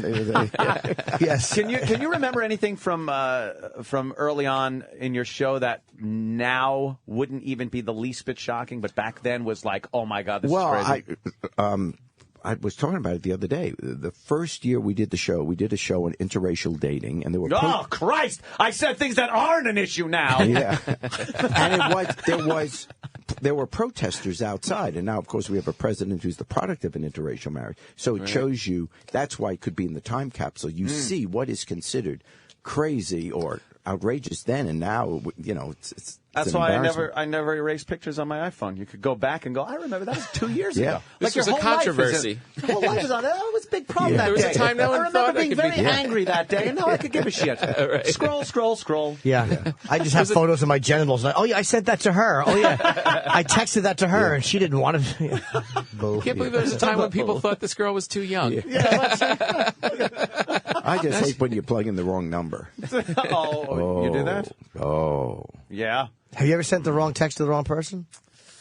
No, but I'm still using a rotator phone. Rotary iPhone. Those are hard to carry around. Yeah. Oh, I hate the guy with the nines. Yeah, I know. I won't talk to anyone. You're not a gadget gizmo guy over the years? You haven't adopted what? I've started. I know this is embarrassing, but I've started doing email. Just started. Wow. Yeah. Because work requires it. So now, you're they make you are 2 months away from TMZ having your dick picture on their website. He won't realize his camera's on and he's being recorded. Jerry Springer sends penis to a girl. I just hope they recognize that it is one. My age, they'll say, why is someone sending a picture of cauliflower? What is this, a vegetarian? And why is it leaking? Oh, Jesus Christ. So you also launched a career for Steve. Your Steve Wilkos, security guy. Yeah. We produce his show, and Yeah. it's doing well. That's doing well. Yeah, he's pretty good. I watched his show a few times, and he gets right in people's faces. Yeah, That's kind of good. He plays the tough guy. Yeah, the tough guy. I like when he yells at young teen girls. Yeah. It's a lot of fun to watch a big, brawny ex-cop yelling at teen girls. You're a lonely man. Yes, I am. It's a lot of fun. I am. Jerry. You probably have the most racially mixed audience of anybody on TV, though. It's like you really across the board. It's like half black, half white. True. I don't think anybody has it. Maybe Oprah, but aside from that, yeah. No, it's always been a diverse. I mean, NASCAR. This is true. I love the people on the show. I mean, most of them. Obviously, every once in a while. I mean, I enjoy them. I think they're cool people. They do things. They're on the show because they've done something which is a little bit weird. But otherwise, they're like everyone else. So, you hang out with them and stuff after? They don't fit in my bedroom. I like how Jerry goes, yeah, they're just like anyone else. The guy that's dating this woman and then having sex with her sister, and the husband is married to the guy's brother. It's like, I always say, you take any newspaper in America, and by the time you're on page 3, I've got 20 shows. Yeah. So, right. just some of us just dress better, but everyone's got a story. What was the topic for when the Yale students were there? What was the one you did when there was the 45 Yale students? I don't have a clue. Can't remember. Well, because it's so all many. the same. Somebody probably was cheating on someone. I mean, we did string theory. The titles of the show are put on afterwards. So because we don't know, figure out what's going to happen. Well, yeah, because you don't know what's going to happen. So we do, let's say, 3 stories a show. That's fantastic. And so then we find some common denominator, or maybe we pick one of the stories and there was something funny that happened here, and that's what we title the show. But, the producers don't create the subjects. The people call in with their stories. So that defines what the show's about. And then they could probably change kind of midway through. It could change topics. Oh, because you don't know. Yeah. And they never know where I'm. See, I'm not allowed to know what the subjects are. Really? So, yeah, no. I mean, they give me the card, but the card only has the names of the guests because I don't know who they are. So they say, these are the names. And then I'm supposed to ask questions as if I were sitting at home to find out what the subject is and then make jokes about it. So, but if you, so at this point in your career, if you see Tyrone and Shaniqua, you know someone's baby is not known who the father is, right? You know that. Jim Bob and Clarabelle, you know it's going to be some domestic violence thing. Guy with his wife beater shirt on and a Schlitz. Schlitz. When was the last time? I know Schlitz is an old beer. It is. Schlitz. Schlitz. Oh my gosh, I have not heard that. Do people scam a lot to get on the show? No, maybe in the early days they did. Now there's so many lawyers involved, and you have to sign releases in front of a camera. Right. You go into a room where the lawyers sit, and then you have to swear that everything you're saying is the truth. And you got to protect your own ass, probably. Yeah. Have you ever been? No, I think very few times do we get scammed. It's happened, but have you been worried about lawsuits though, with some of the stuff being exposed, some of the physical contact? No, if there is, if there's a surprise on the show. You're told that there's going to be a surprise, and you're given a list of 21 possibilities. Holy shit. So you don't know which of the 21 it's going to be, but you have to okay all 21 possibilities. It's like the firing squad where the one guy gets the clip full of blanks. You always have the element of doubt. Yeah, so therefore, because we're not out, and I'm serious, we're not out to hurt anyone. I mean, this is a television show. We want to have fun. So if it's going to be something that someone really doesn't want to hear, then we're not going to do. But wait, don't people ever figure it out though? Like if the 21 things is your trip to the moon, your gay experience in that rest area in Norwalk, and then a bunch of other ridiculous things. They kind of know what it's going to be. You figure it out. I randomly chose Norwalk, of course. I didn't stop in there once. I'm trying to think where you're always performing in Norwalk. But you know what I mean? Do people ever figure it out? Like just the options? Like that's the one thing they don't want out? I'm sure they do. I mean, because there are people that say, no, I'd rather not be on. Oh, you had them back out last minute? Oh, sure. Well, what isn't the last minute? They're given the list, several days in advance. Oh, okay. I bet you the lawyers have made it difficult to do the show now, too, huh, Jerry? Not really. We get thousands of calls a week from people who want to be on. No, I mean, but the lawyers telling you, like, I bet you it was a lot different 20 years ago when you started. You didn't have to deal with lawyers. In other words, by the time it really gets to the producers dealing with it, they have passed all the hurdles they have to pass. Right, so if it's something that's clearly going to be a legal problem, they don't even get near the show. Was there a show you wanted to do and the lawyers shut you down? Well, I wouldn't know because I never, as I said, I never. That's a great way to fucking live. Ignorance is bliss. See, because we know, and it gets frustrating. It's like, come on, we could do that. Yeah, no, I'm never we can stick up involved a in those bat. meetings. We can stick a bat up a girl's hiney still. Come on. What's wrong with that? We've done it. That's great. Well, it's not signed by Mantle. Is it a? We might have done that. 38 inch. It worked. That was the I like good a old thin days. handle.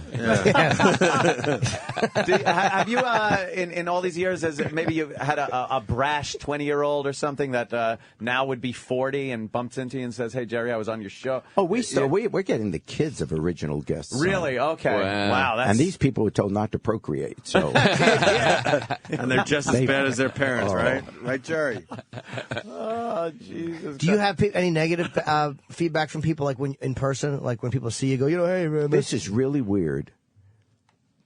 Never. Ever. Isn't that amazing? If you held a gun to my head and try to make me remember one person that ever, was upset with me in person. That would be inappropriate on my part. Yeah. Honestly, I don't ever remember. First of all, if people don't like the show, they don't watch it. True. So when you're in television, you don't run into negative ever. Right. Now, people write articles, yeah. But I mean, in terms of meeting people, never. Yeah. They either don't know the show, or they don't like it, so they don't watch it, or they're big fans. Are you ever tempted? Like Larry Flint did something which I loved, which is there were the conservatives that were going after porn and stuff. He put out $1 million for anybody that could ruin one of them, like with having an affair with them. Like it was great that he did that. Yeah. And he actually did. Somebody at some was it House Minority Leader? Somebody had to resign. It was really humiliating. Did you ever want to go after people that really targeted you? I mean, how do you not resist that temptation to just ruin them for it?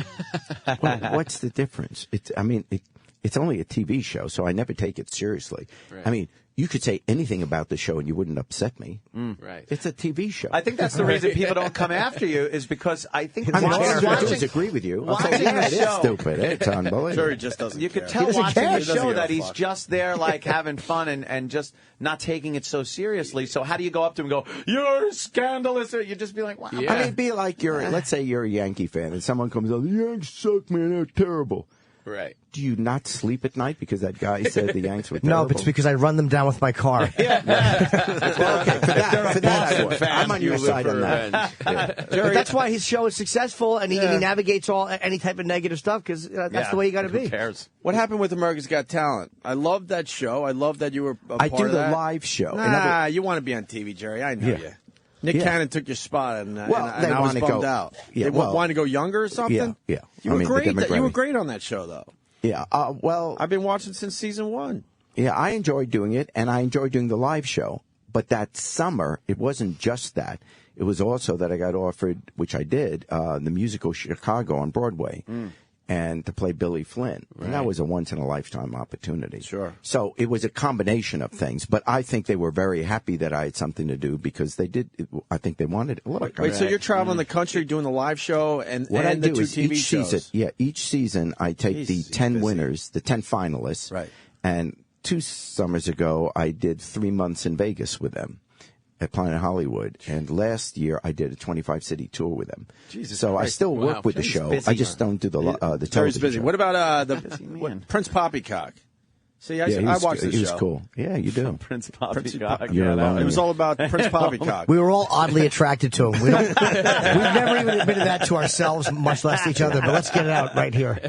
I think he's the only one I remember from last season. Now that I think about it, I watched every episode. Well, there was that little girl. The opera singer. Yeah, she had What is she doing? incredible What's her voice. career doing now? Well, she's still in school, but she did. She had Fuck a Chris- school if you have a voice like that. She had- What's Oh, wrong right. with her parents? She had a PSA, Opie? Christmas. I think she had a Christmas album that did pretty well. Yeah. But if you have a voice like that, what is school going to teach you? You already got your gift, and go out there and make the money for the family. How to manage your finances so you don't get Gary Coleman by your parents. The risk, the gamble there, particularly. Excuse me. There's with no the gamble children. because I know what you're going to say. If her voice is blown out, then she can go back to school. Same with the athletes that are 17 going right into the pros. They blow out a knee, then you go back to school. There's 40-year-olds going back to school. Yeah, the problem is there are a lot of people with good voices. What makes her unique is that she's 10 years old. That's why she's got to capitalize now, Jerry. Yeah. Oh, well, she's making albums. Strike while the hymen is tight. He likes little girls. Okay. No, I like jokes about it. Okay, tell you. You made Springer uncomfortable. Do you know how hard that is to do? May I have some water, please? God almighty. That's like getting a double 20 off years. Rivera.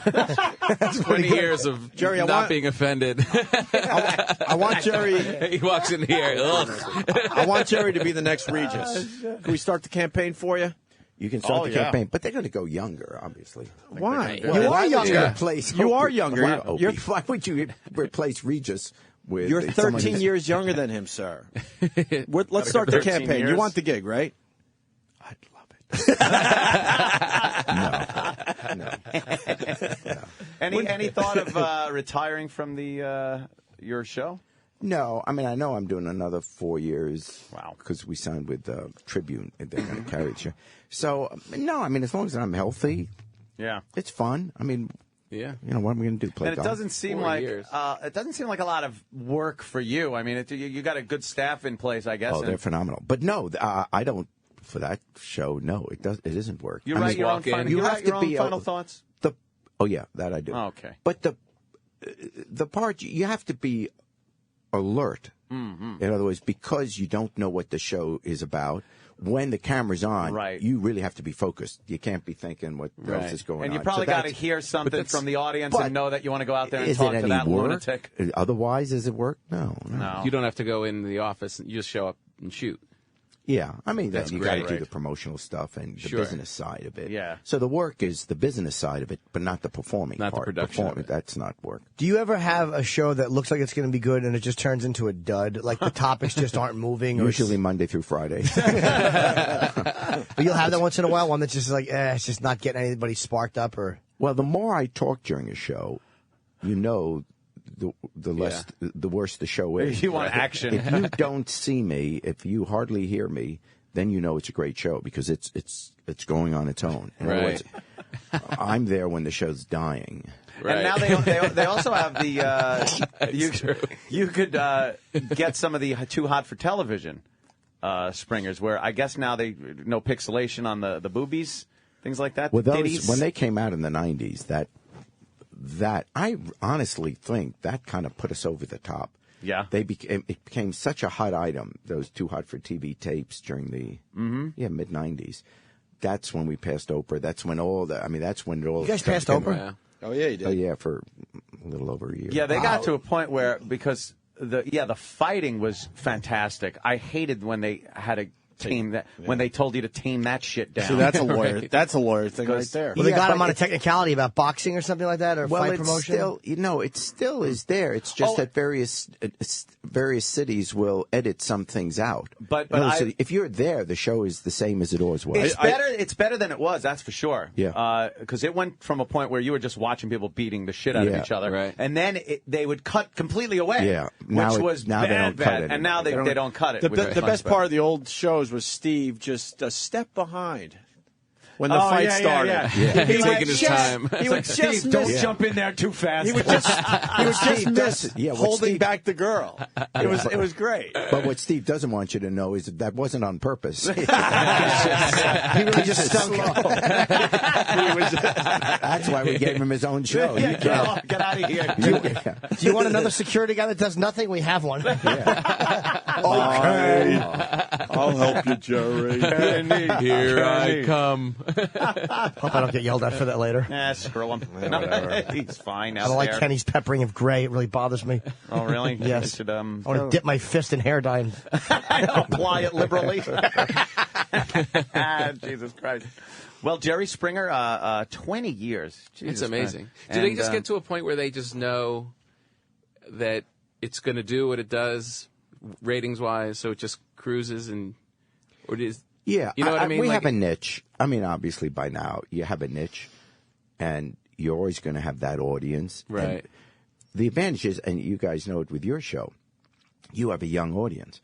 When you have a young audience, you can be on forever because there are always new young people.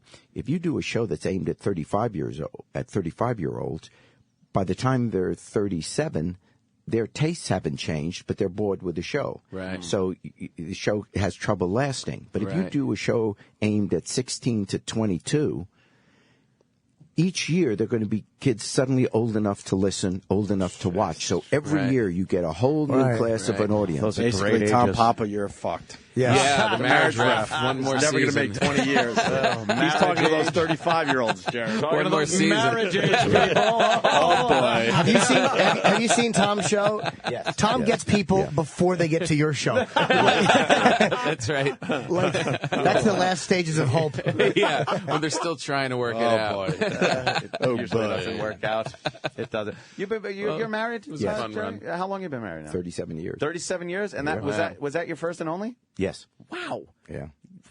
She's wonderful. I mean, she really is. How do you pull that off? Is it just kind of your way at work every day? You don't pull it off, You and don't? that's how it lasts. You keep it on. You learn to like cauliflower. He was never able to take advantage of the loose teens that came on the show. Yeah, you would think, over a the little 20 perk- years. No, what A you perk do of the is job you, there, Jerry. what you do, I mean, Spank bubble? you literally separate your real life from show business. And if you can do that, you can have success in both ways. When That's you try pretty to mix it. good, yeah. Why didn't you think about that? But my real life is crazier than this. Is the thing. So that It's backwards. Oh, yeah. I'm not saying guess. there's a formula for everybody. It just, I found the right one. and- No, I've separated it, but And this luckily is she has no this taste. is the mellow part. This is like the easygoing, Right. mellow, relaxed part, and then regular life is Yeah. insanity. You just crashed your car I 2 days ago, wrapped Jerry. up my fucking Mustang 2 days ago. I was so pissed. Brutal. You shouldn't have been Where? driving it in this weather. Oh, The Expressway Service Road. 30 miles an hour, Tom. I wasn't even 30 going miles fast. an hour? Yeah, I hit 30 third miles gear. an hour. What happened to the saddle? The thing, yeah, Mustang. His head came off. Poor You thing. just hit the ice? Yes. No ice. No ice. 30 miles an hour. He was driving. Here's what happened. He was spinning around to pick up a male hitchhiker in skinny jeans. The tires, very hard tires. Yeah. Racing tires, and the road very cold, and the engine very powerful. And I spun around. When I went into third, I hit the gas, and the rear just came right out and right into the guardrail. Oh. It's like, fuck. Totaled? 800 horsepower doesn't help either. I was just going to the bank. My Escalade was being used. I was taking a mile drive to the bank. 1 mile. I didn't make it a quarter That's mile. what you need. God. Space Shuttle Endeavour to get to the bank. That's good. I know. I really fucked up, but That's why Jerry's so successful, because he's very even keeled. He You really is. you seem like you don't have a bad temper. You're a very even keeled guy. That's probably why he looks healthy, and he hasn't let all the bullshit get to him. Please, the same people like that are the ones that know where shallow graves are. Oh. Even keeled. Seemed like a normal guy. Exactly. Talk to him, always said hello. How deep is this grave supposed to be? Yeah, of course it's shallow. I'm in a hurry. Yes. He's been on Craigslist in Long Island for the last couple of years. You know what? Gilgo Beaches. We should break because we got Olivia Munn coming in. Yes, we You want to look at a piece of ass, Jerry, or do you have to go? I think I could stay. Of course you can stay. I think I Olivia have to go, Munn's but going to I'll- join the program next, which is very, very And exciting for everybody. if Jerry stays, you're welcome to stay. If not, the Jerry Springer Show, everybody knows. It's on the CW here in New York, weekdays, 11 a.m. And when's your dating show? Game night. Every night at Game Show 6:30 and 9:30. Oh, it's Called Baggage. On Game Show Channel, Baggage. All right, we'll Very cool. continue. This is the Opie and Anthony Show. Outrageous, borderline illegal audio entertainment. The Virus. Sirius XM. The Virus. Sirius XM. This is the Opie and Anthony Show. It's too bad Tom Papa has to leave as Olivia Munn is entering the what? studio. I'm a married man. It's like in The Godfather. That's nice for you. but Yeah, not for you. I've not never for seen me. Jimmy kick someone out of a seat quicker. I really didn't have to go, but Yeah, Jimmy's like, Tom said he has to leave in a couple of minutes. So I'm sitting next to Tom, and Olivia Munn is probably going to sit 2 seats over, and then there's going to be a big gap in between us. Yeah. So when Tom said I have to leave, I actually got his coat and put it on him. She's coming down the hall. Well, Holy you didn't see when shit you on a weren't in stick. the studio. I said, "Can we move Jimmy down one?" But now you're there, and I'm next to you. Is this her? Oh, I'm going to stay yes, right in her. the seat so you can't sit next to her. You have a girlfriend. Oh, my God. But I would gut my girlfriend with a fishing knife. Wow. Yeah, bring her right in. Holy She could come right in. Look at Danny's dumb smile. Hi, Olivia. Hi, Danny. Hello. Hi. Why do you look scared? No. Looking at me. Well, Hi. I know. Of course, you're famous. do you realize what your body looks like? Of course. Oh, Look at that. Ish. Hi, Olivia. Hi, how are you Welcome guys? to the Opie and Anthony How are Show. Excited to be here. Yeah. Are you really? Yes, I am. You guys are famous. No. Opie and Anthony. They are. Infamous, Catchy maybe, name. but oh gosh. Let me tell You you. smell very good. Oh, do I? Yes, you smell Thanks. very What nice. do I smell like? He was Just very clean. It's like a very clean Very girl fresh. smell, Yeah, I have a perfumey. scent that I kind of put together, and I always people say, and I always want to know what. One of the grips from the Daily Show, I walked by him. He's like, "You smell so great." And I said, "Okay, please tell me what I smell like." And he said, "Love." I was like, love. I like that. Love. I'm gonna take off all my bracelets so they don't jingle. Ah, think we they're don't all shit. care. Jingling and jangling. Oh, all If you right. came in with No one symbols, cares. we'd be fine with it. Yeah, we don't care. Fuck it, they're back on. Doesn't matter to us. Part of my ensemble, anyways. The vibe is so different from when I walked in All right, an Tom. hour ago. Exactly. You also smell lovely. Thank you. What Yes. does it smell like? Like chicken noodle soup. Desperation. Marriage ref. Chicken noodle Marriage ref. soup. It's a nice smell, right? It is. It's How it's come very chicken noodle cozy. soup is Who great did to chicken noodle smell soup? when it's cooking and you're eating it, but on a person it is probably the most horrid fragrance. Unless it smells the way on his skin, the way that it smells like when you're cooking it. with his own pheromones. Yeah, makes you think. This is the most boring. You guys just lost a bunch. No. Maybe didn't come on and talk about boobs and anything. It She's just grows talking from about that because perfume. I was just going to ask you, like, are you one of those people that like to kind of, if you're not doing anything, lounge around your own filth for like 3 days without showering or anything? I don't say I like it, but I do it. Yeah, okay. I'm like, after a while, I'm just like, that this is just really gross. But then I'm like, if I get a ponytail holder, then my hair goes back. Yeah. Then you just keep going. You put it up there, and then you just like dirty, and then you get in the shower, and you literally repel water. Yeah. It's Like a lot of people don't fess up to that, but if you're not doing anything, just sit around and just ugh. Just ugh. You know, the strange thing is, like, so I have this a huge, and you'd think I was like Jewish or something, like the guilt that I carry around all the time. I always feel like I want to like live up to like what people might think of me, and I'm always surprised if somebody does know who I am. And so like if I'm at the house and I look pretty. I mean, I put together. I try to do be put together in real life, but if I'm at home and I'm in that filth stage, I mean, I'll wear like I have an ex-boyfriend's pair of like massive sweatpants that look like a Snuggie wrapped around me. They're just massive, and then a t-shirt, and then I wear my glasses, and then I put my hair in a ponytail. So if like the UPS guy comes or something, then they see my name on and then I look. There's a kind of a recognition, and then just a disappointment after that. No, you don't understand. That is a sexy ass look, and I'm not even kidding. No, it really is not. Though. No, it is. But I'm not trying to be like, oh no, because like I know that I do like the sexy pictures and the whole thing. So I'm not being that girl. No, I'm just saying it is not attractive. You can gussy up pretty good, like and a lot of girls can makeup and hair and look really good, but there are some girls that can be a sloppy mess and still look sexy in a sloppy mess way.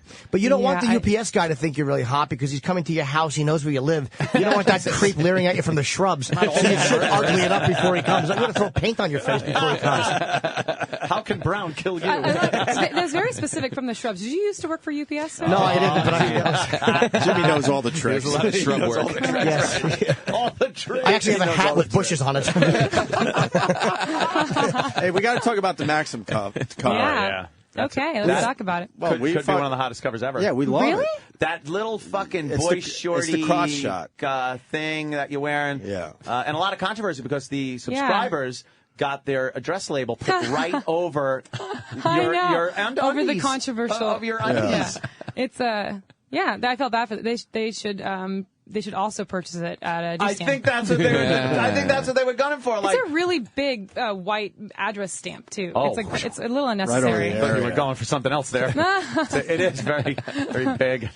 What is very big? No, the label. Oh, it's terrible. It covers up your whole beautiful little frilly thing you're wearing. Do they airbrush that at all and to cover it? Like, someone said they airbrushed it because they were so worried about what it was showing. No. Oh, man. Like through? No, not airbrush it. Like airbrush something dirty out of it. That's what I mean. Yeah. No, you could see the skin. It looks like you don't have. Photoshop. She doesn't have anything saying going thanks on to my water, there. not thanks for the skin. People the radio people don't hear that was water came. I didn't see no photoshopping. That looked. Well, I know that the photographer that he did my first Maxim cover that was last January, and I love him. And a big thing for me was to not do a Photoshop. I don't want things to be Photoshopped.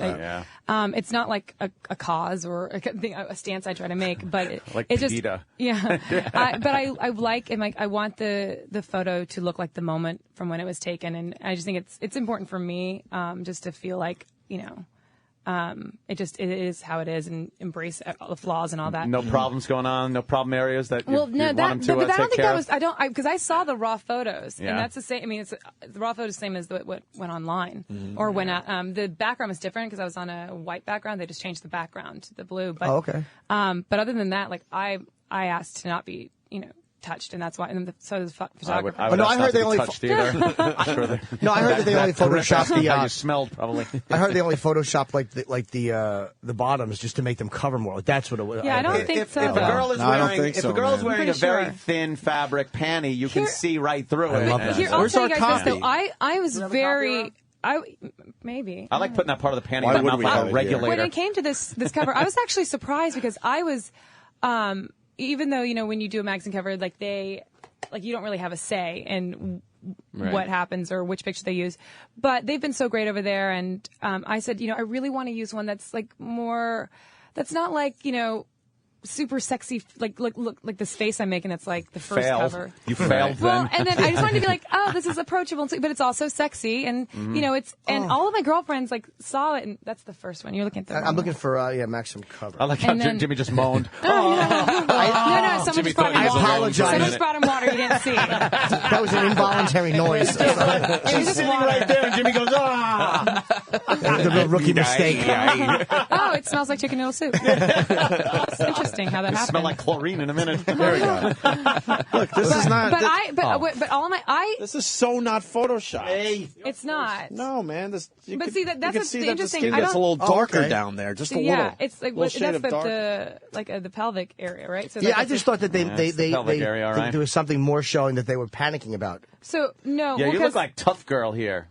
I like that. Well, I wanted it to be like that's like my girlfriends and I when we're like if I'm on vacation with my girlfriends or we're hanging out, we like throw on like little boy shorts and a t-shirt and we. Yes, you do. That is how I mean not like we're not like doing pillow fights or anything, but we're just very comfortable and. Where casual. exactly do you all hang out? What a great place that must be. Near UPS. Jimmy wants to scout out a shrub. Paradise. The shrub boy wants to know. Boy wants. But this, like, in every pair of boy, like these are lace boy short Yes, panties. they are. And then there's like in every pair of panties, there's like the cloth part underneath, right? That's more of a. You ripped that right out, right? Okay. That No, part but that's that right there. You can see collects it. all the goodness. You can see it. So I don't know what they're saying was shopped out. I call that part the teabag. Jesus. What were they saying was photoshopped out? No. Only like My penis? No, please. You couldn't be that perfect. No. Just saying. I'm judging you. No, just saying that there might have been a little bit more of the body underneath visible. No, but I don't think so because my You're being so vagina, careful. is in the appropriate place. Oh, My vagina. yes. I'm not like. Thank God for that. It's not like you, like to have sex with me. You wouldn't have to like just put your penis like directly. Like it doesn't. It has to, I don't your believe penis, you. Your penis has to go upwards. Like a normal penis. If it went straight out, if it was perpendicular to your body. Yeah. It would hit stomach. Yeah. Jim's having a And- stroke. Yeah, Jimmy. But there were some people who had a little bit of controversy. But I believe that whoever that was, I just think that they have yet to see a vagina, so they're not quite sure what it is. They're good like, point. I Yeah. see something. I think that's what it is. Right. That's where it But is. it's great for you that there's all this controversy. Right. We're all talking about it's this great cover. I also it's great for Maxim. Yeah. But I don't really get a Helps your percentage career a on little this. bit. Gets the name out But there if they even sell a more. lot of magazines, they'll be like, Well, we like I'm you. doing a movie right now, and I'm on the Daily Show, and I've got my new NBC show coming out. So I had a lot of other stuff happening, so I didn't really need somebody to like. It's to Talk me. about your- Yeah, I like to keep Hoo-ha. things focused on. Like I do this because it's one. I remember in college, like, every boyfriend loved Maxim, and it's exciting for me to be part of it. And I think that they're always so great there, and I think girls can be sexy and funny and beautiful and do these things, and I liked it. So I just don't. It's just more like shut up when people talk like that. What movie are you doing? It's called I Don't Know How She Does It. It's for the Weinstein Company. It's with Sarah Jessica Parker. Oh, okay. And then Greg Kinnear, Pierce Brosnan, Christina Hendricks from Mad Men. Who are you playing? I play Sarah Jessica Parker's friend and colleague. And the whole movie's about us. We work for a mutual fund, and it's about her juggling like her life and how does she do it and how does she make it all. And I'm completely opposite from her, like right out of Dartmouth, whip smart, just no kids, not doing that whole thing. And then we just kind of Two find- girls Yes. on the same bed. Yeah.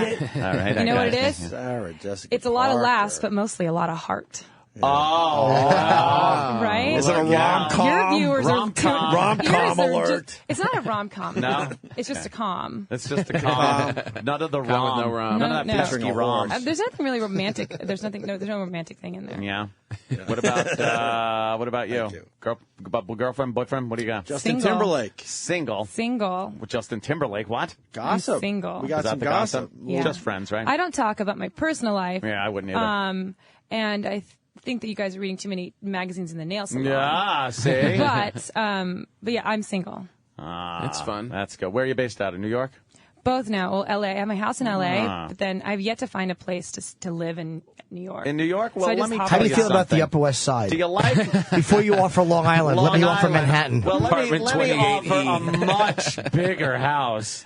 With you like pool? Yeah. Yeah, That's good in January. You like a movie? You like a movie theater in the house? Yeah. Surrounded by slippery. Wait, whose house is this? Surrounded by slippery roads. You have all of that? Yeah, believe it or not. How much is Sirius paying? Oh, much too much for what I do.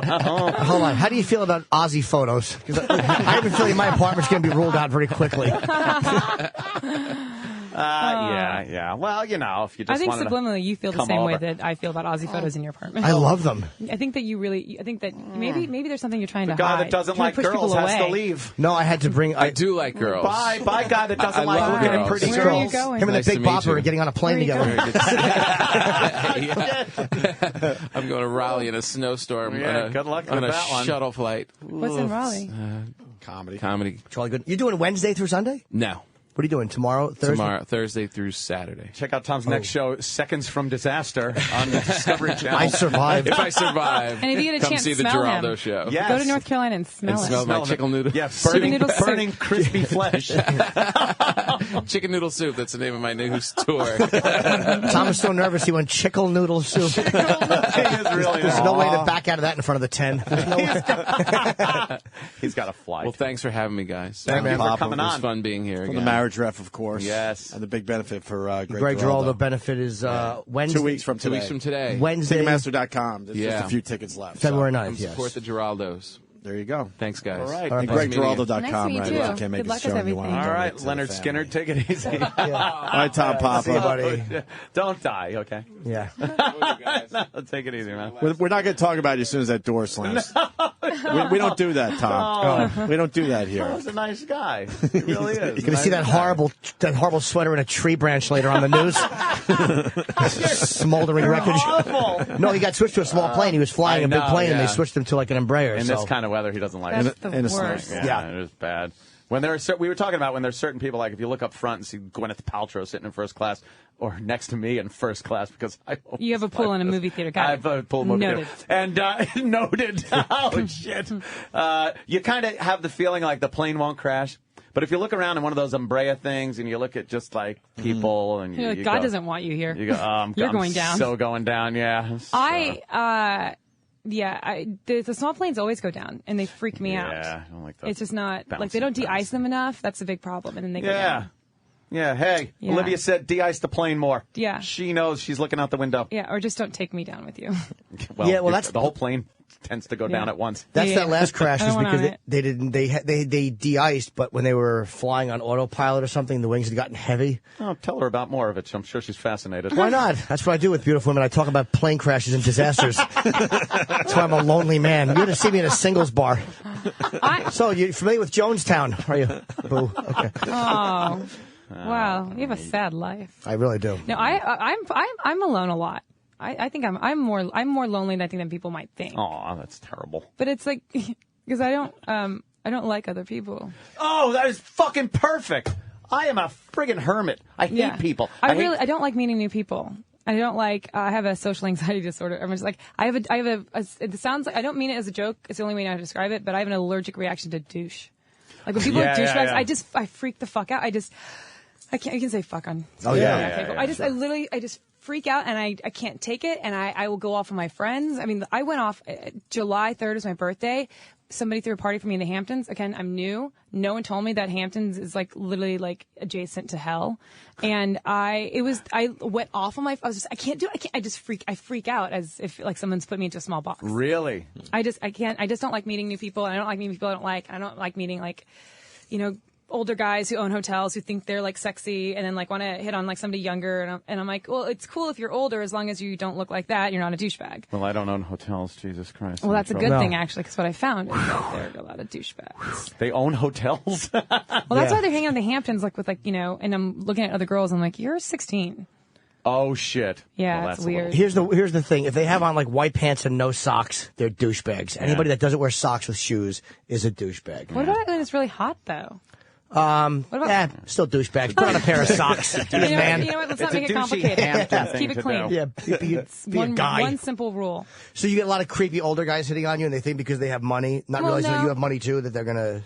Well, no, but that was like in the Hamptons. But like but that was more like seeing like older guys hitting on the younger girls. I mean, I have that thing where I think I have a pretty good thing where I can make people want to stay away. I have that. I just look at someone and I can like furiously text to no one and just and make people, drafts of text. People get and the say, hint. Yeah. Yeah. I'm just not like, I'm like, oh, hi. And go back down. So no, I just watched older guys hit on younger Well, what girls. kind of guys, it's got to be, I mean, if you're dating non-celebrities, it's got to be threatening to them, your career and the fact that everybody comes up to you. I mean, I always wonder what it would be like to date somebody who other people want photos with. It's just got to be kind of uncomfortable. I think that I honestly don't date that much. When I've gone out with people who aren't in the business, it's only been with, and I can only remember one off the top of my head.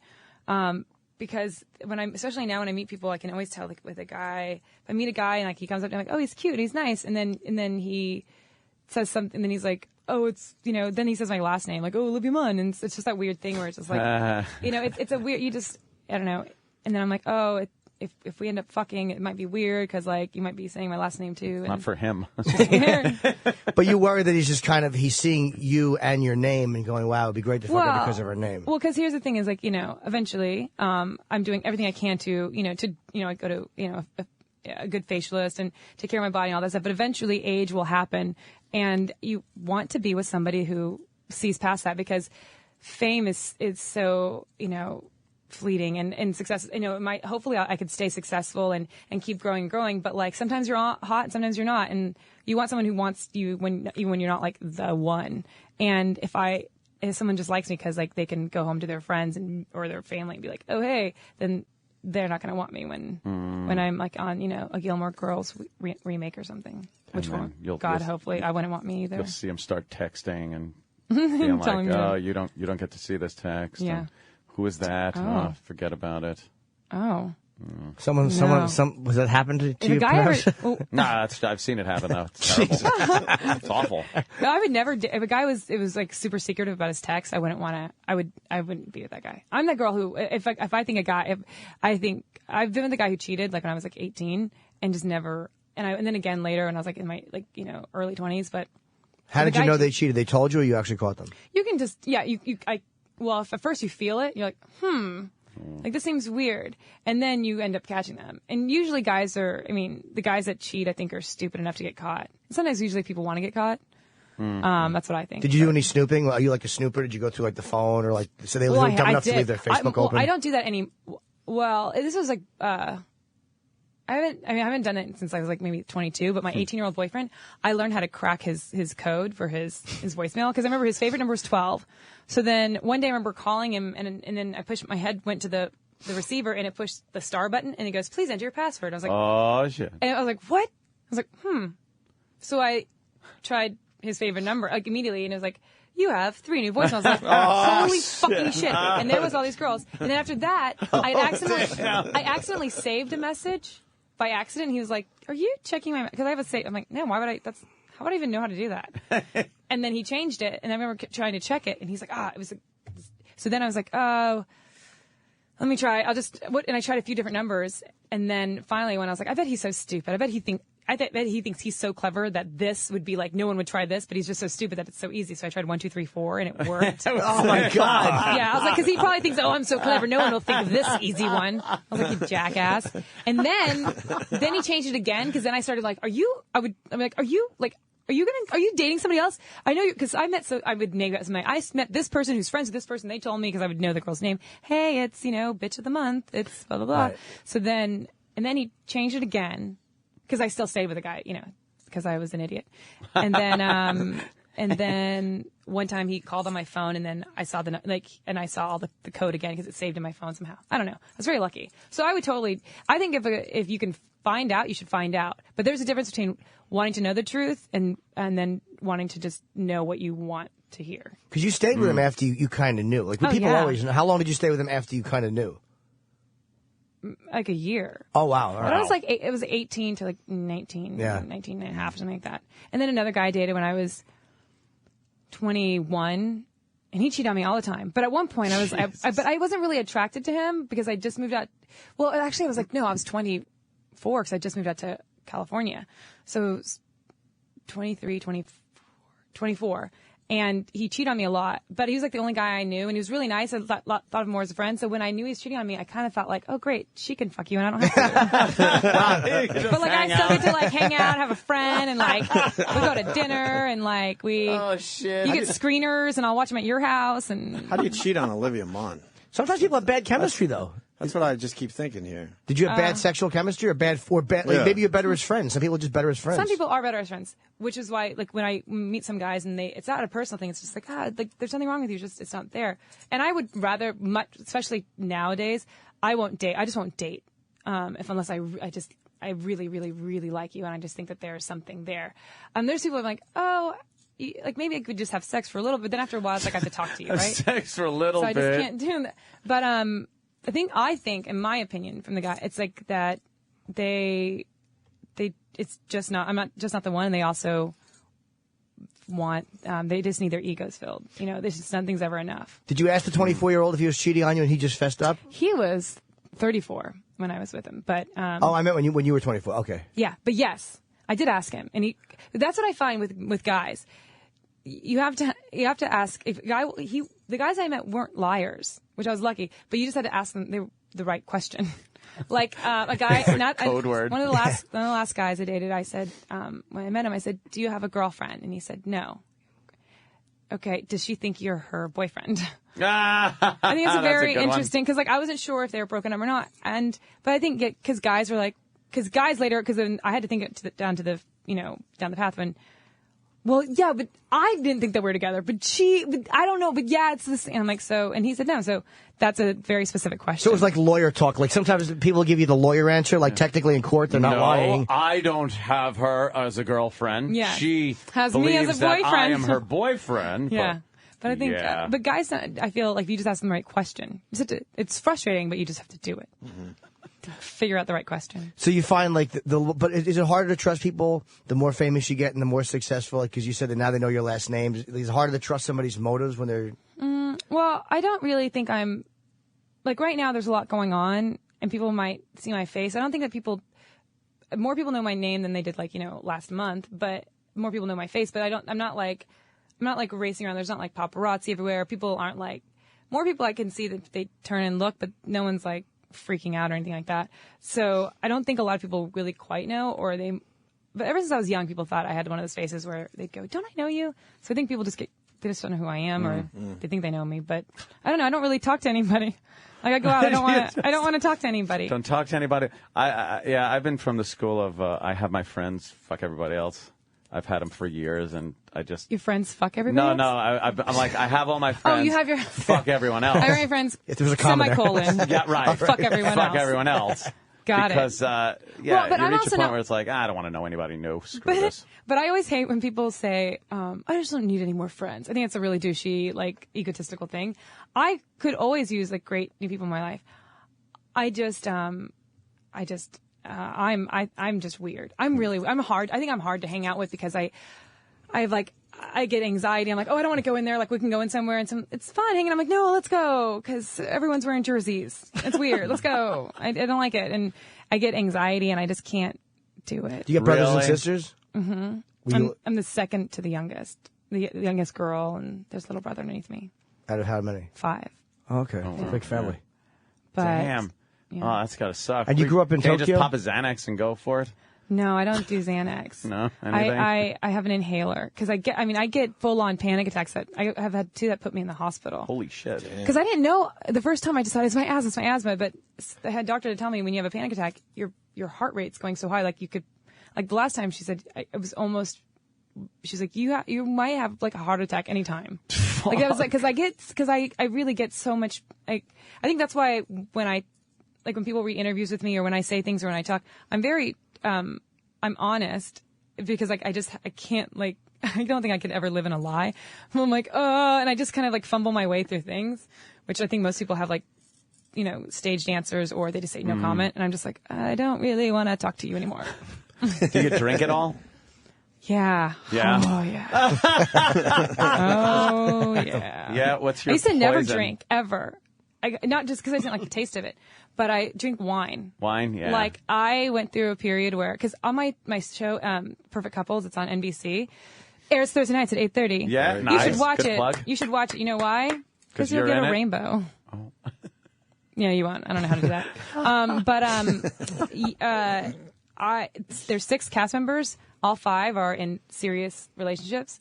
I'm the only single one, and everyone leaves right afterwards, and they run home to their loved ones. And I hang out, and I'm talking with everyone, ask where they're from, until I realize that when the producers and directors are just staring at me like, you're still here. Then I'm like, time to this is go. awkward. And then I have to call it out because that's my anxiety coming out. So I go, oh, this is awkward because you want me to leave because you think it's weird because now I'm making you feel sad because you Holy realize shit. how sad my life is. Now I'm not going to make you, okay, I'm going to go.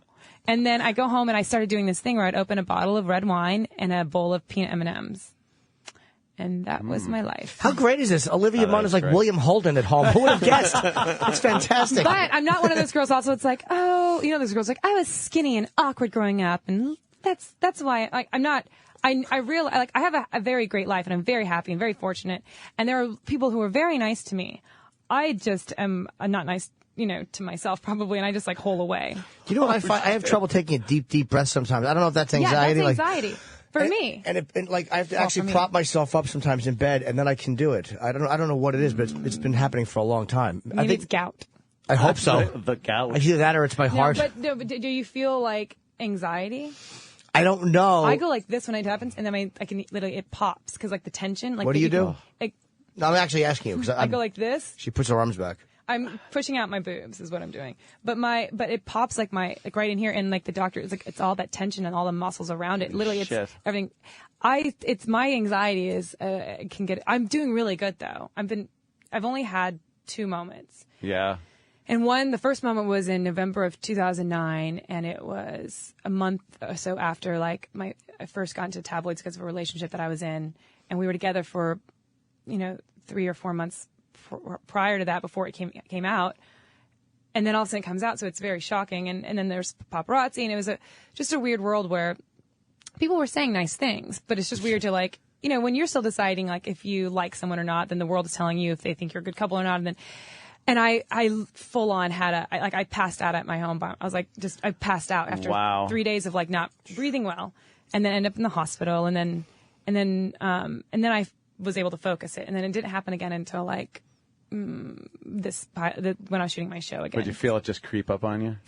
Now I know what it is because I can't take a full breath. He described it best because for me, Anthony described it it's like you can't get the click, where you're that final click. It is what it it's is. Topping out. It is. It's it's a full it's I think I see it just like a wheel. It's you go here and then you just can't come. And it feels like you can't get that. And then I know what it is, and then I have to take an inhaler, and then I do have Ativan as an emergency, but then I never. What's Ativan do? Ativan is, for me, I can't take Xanax or any of those are so harsh and they make me go to sleep. And I said I can't take an anxiety pill because I can't lose my personality. Because that's I'd rather have a heart attack than not work, which probably would give me a heart attack if I didn't work. But it's so much more mild. I only take half a milligram if I need it, and it's only so that I don't have a heart attack. And it calms me down. Does it happen more when you're sitting up or when you're lying down, or when for me, I find it if I'm laying on my back and I can't get that breath, I just start to panic and then I have to prop myself up. Or I don't know. Worst line ever to a woman, by the way. I think what you're talking about is different than an anxiety, because in the 80s I would get them fucking panic attacks. Horrible. Yeah, and out of nowhere you'd just be like da-dee-dee-dee, and then all of a sudden it's in the back of your head, and then the worry that it's coming makes it worse. Well, now that you know. Well, for me, now when I know what it is, I don't worry. Right, exactly. I can control it. But my doctor explained to me, a panic attack is not when something is bad. It can be good. It's just overstimulation. So your body is just you're going through, you're just, so for me, a lot of times when things are really, really exciting, things are really great, it was so much and too much. You become super sensitive to every, smells and sight and, peripheral shit. You just become like an animal. You're all shaky, and it's terrible.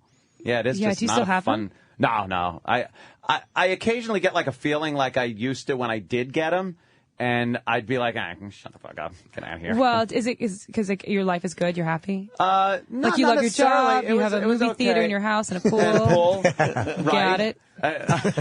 He had a sports car until 2 days ago. I crashed. Yes. What'd you have? A Mustang Shelby GT. Not a GT, Super Snake. You had a Shelby? It was 800 horsepower, and I decided to take it to the bank because Did you get hurt?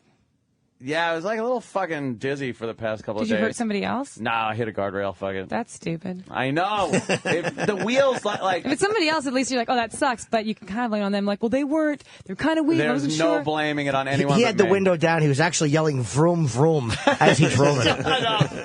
I was. It was too cold, so the wheels were spinning, and I spun out. We got to get her out of here. She's got a very busy day. Yeah, I'm going through the gauntlet of Sirius. Olivia Munn, Perfect Couples, Thursday nights at 8:30 on NBC. Please, yes. We'll take a look at that. And also the Daily Show. Daily Show. Yeah, Very it might be good. on today or tomorrow. Not quite And sure. the Maxim's on newsstands. Yeah. Doing real well. We don't have to promote that, obviously. Yeah, it's fantastic. Very good. Yeah, and Olivia sorry Munn about on the Twitter. indecency. Oh, yeah. Sorry on Twitter. Indecency. I apologize. Terrible. This is I'm great. sorry. Carl. Come Thanks back for and see coming. us. Yeah, Yes, thanks, guys. You guys were awesome. Thank you. All right, Olivia Munn, we're out of Bye. here. Yeah, this is the Opie and Anthony Show on the Virus, Sirius XM.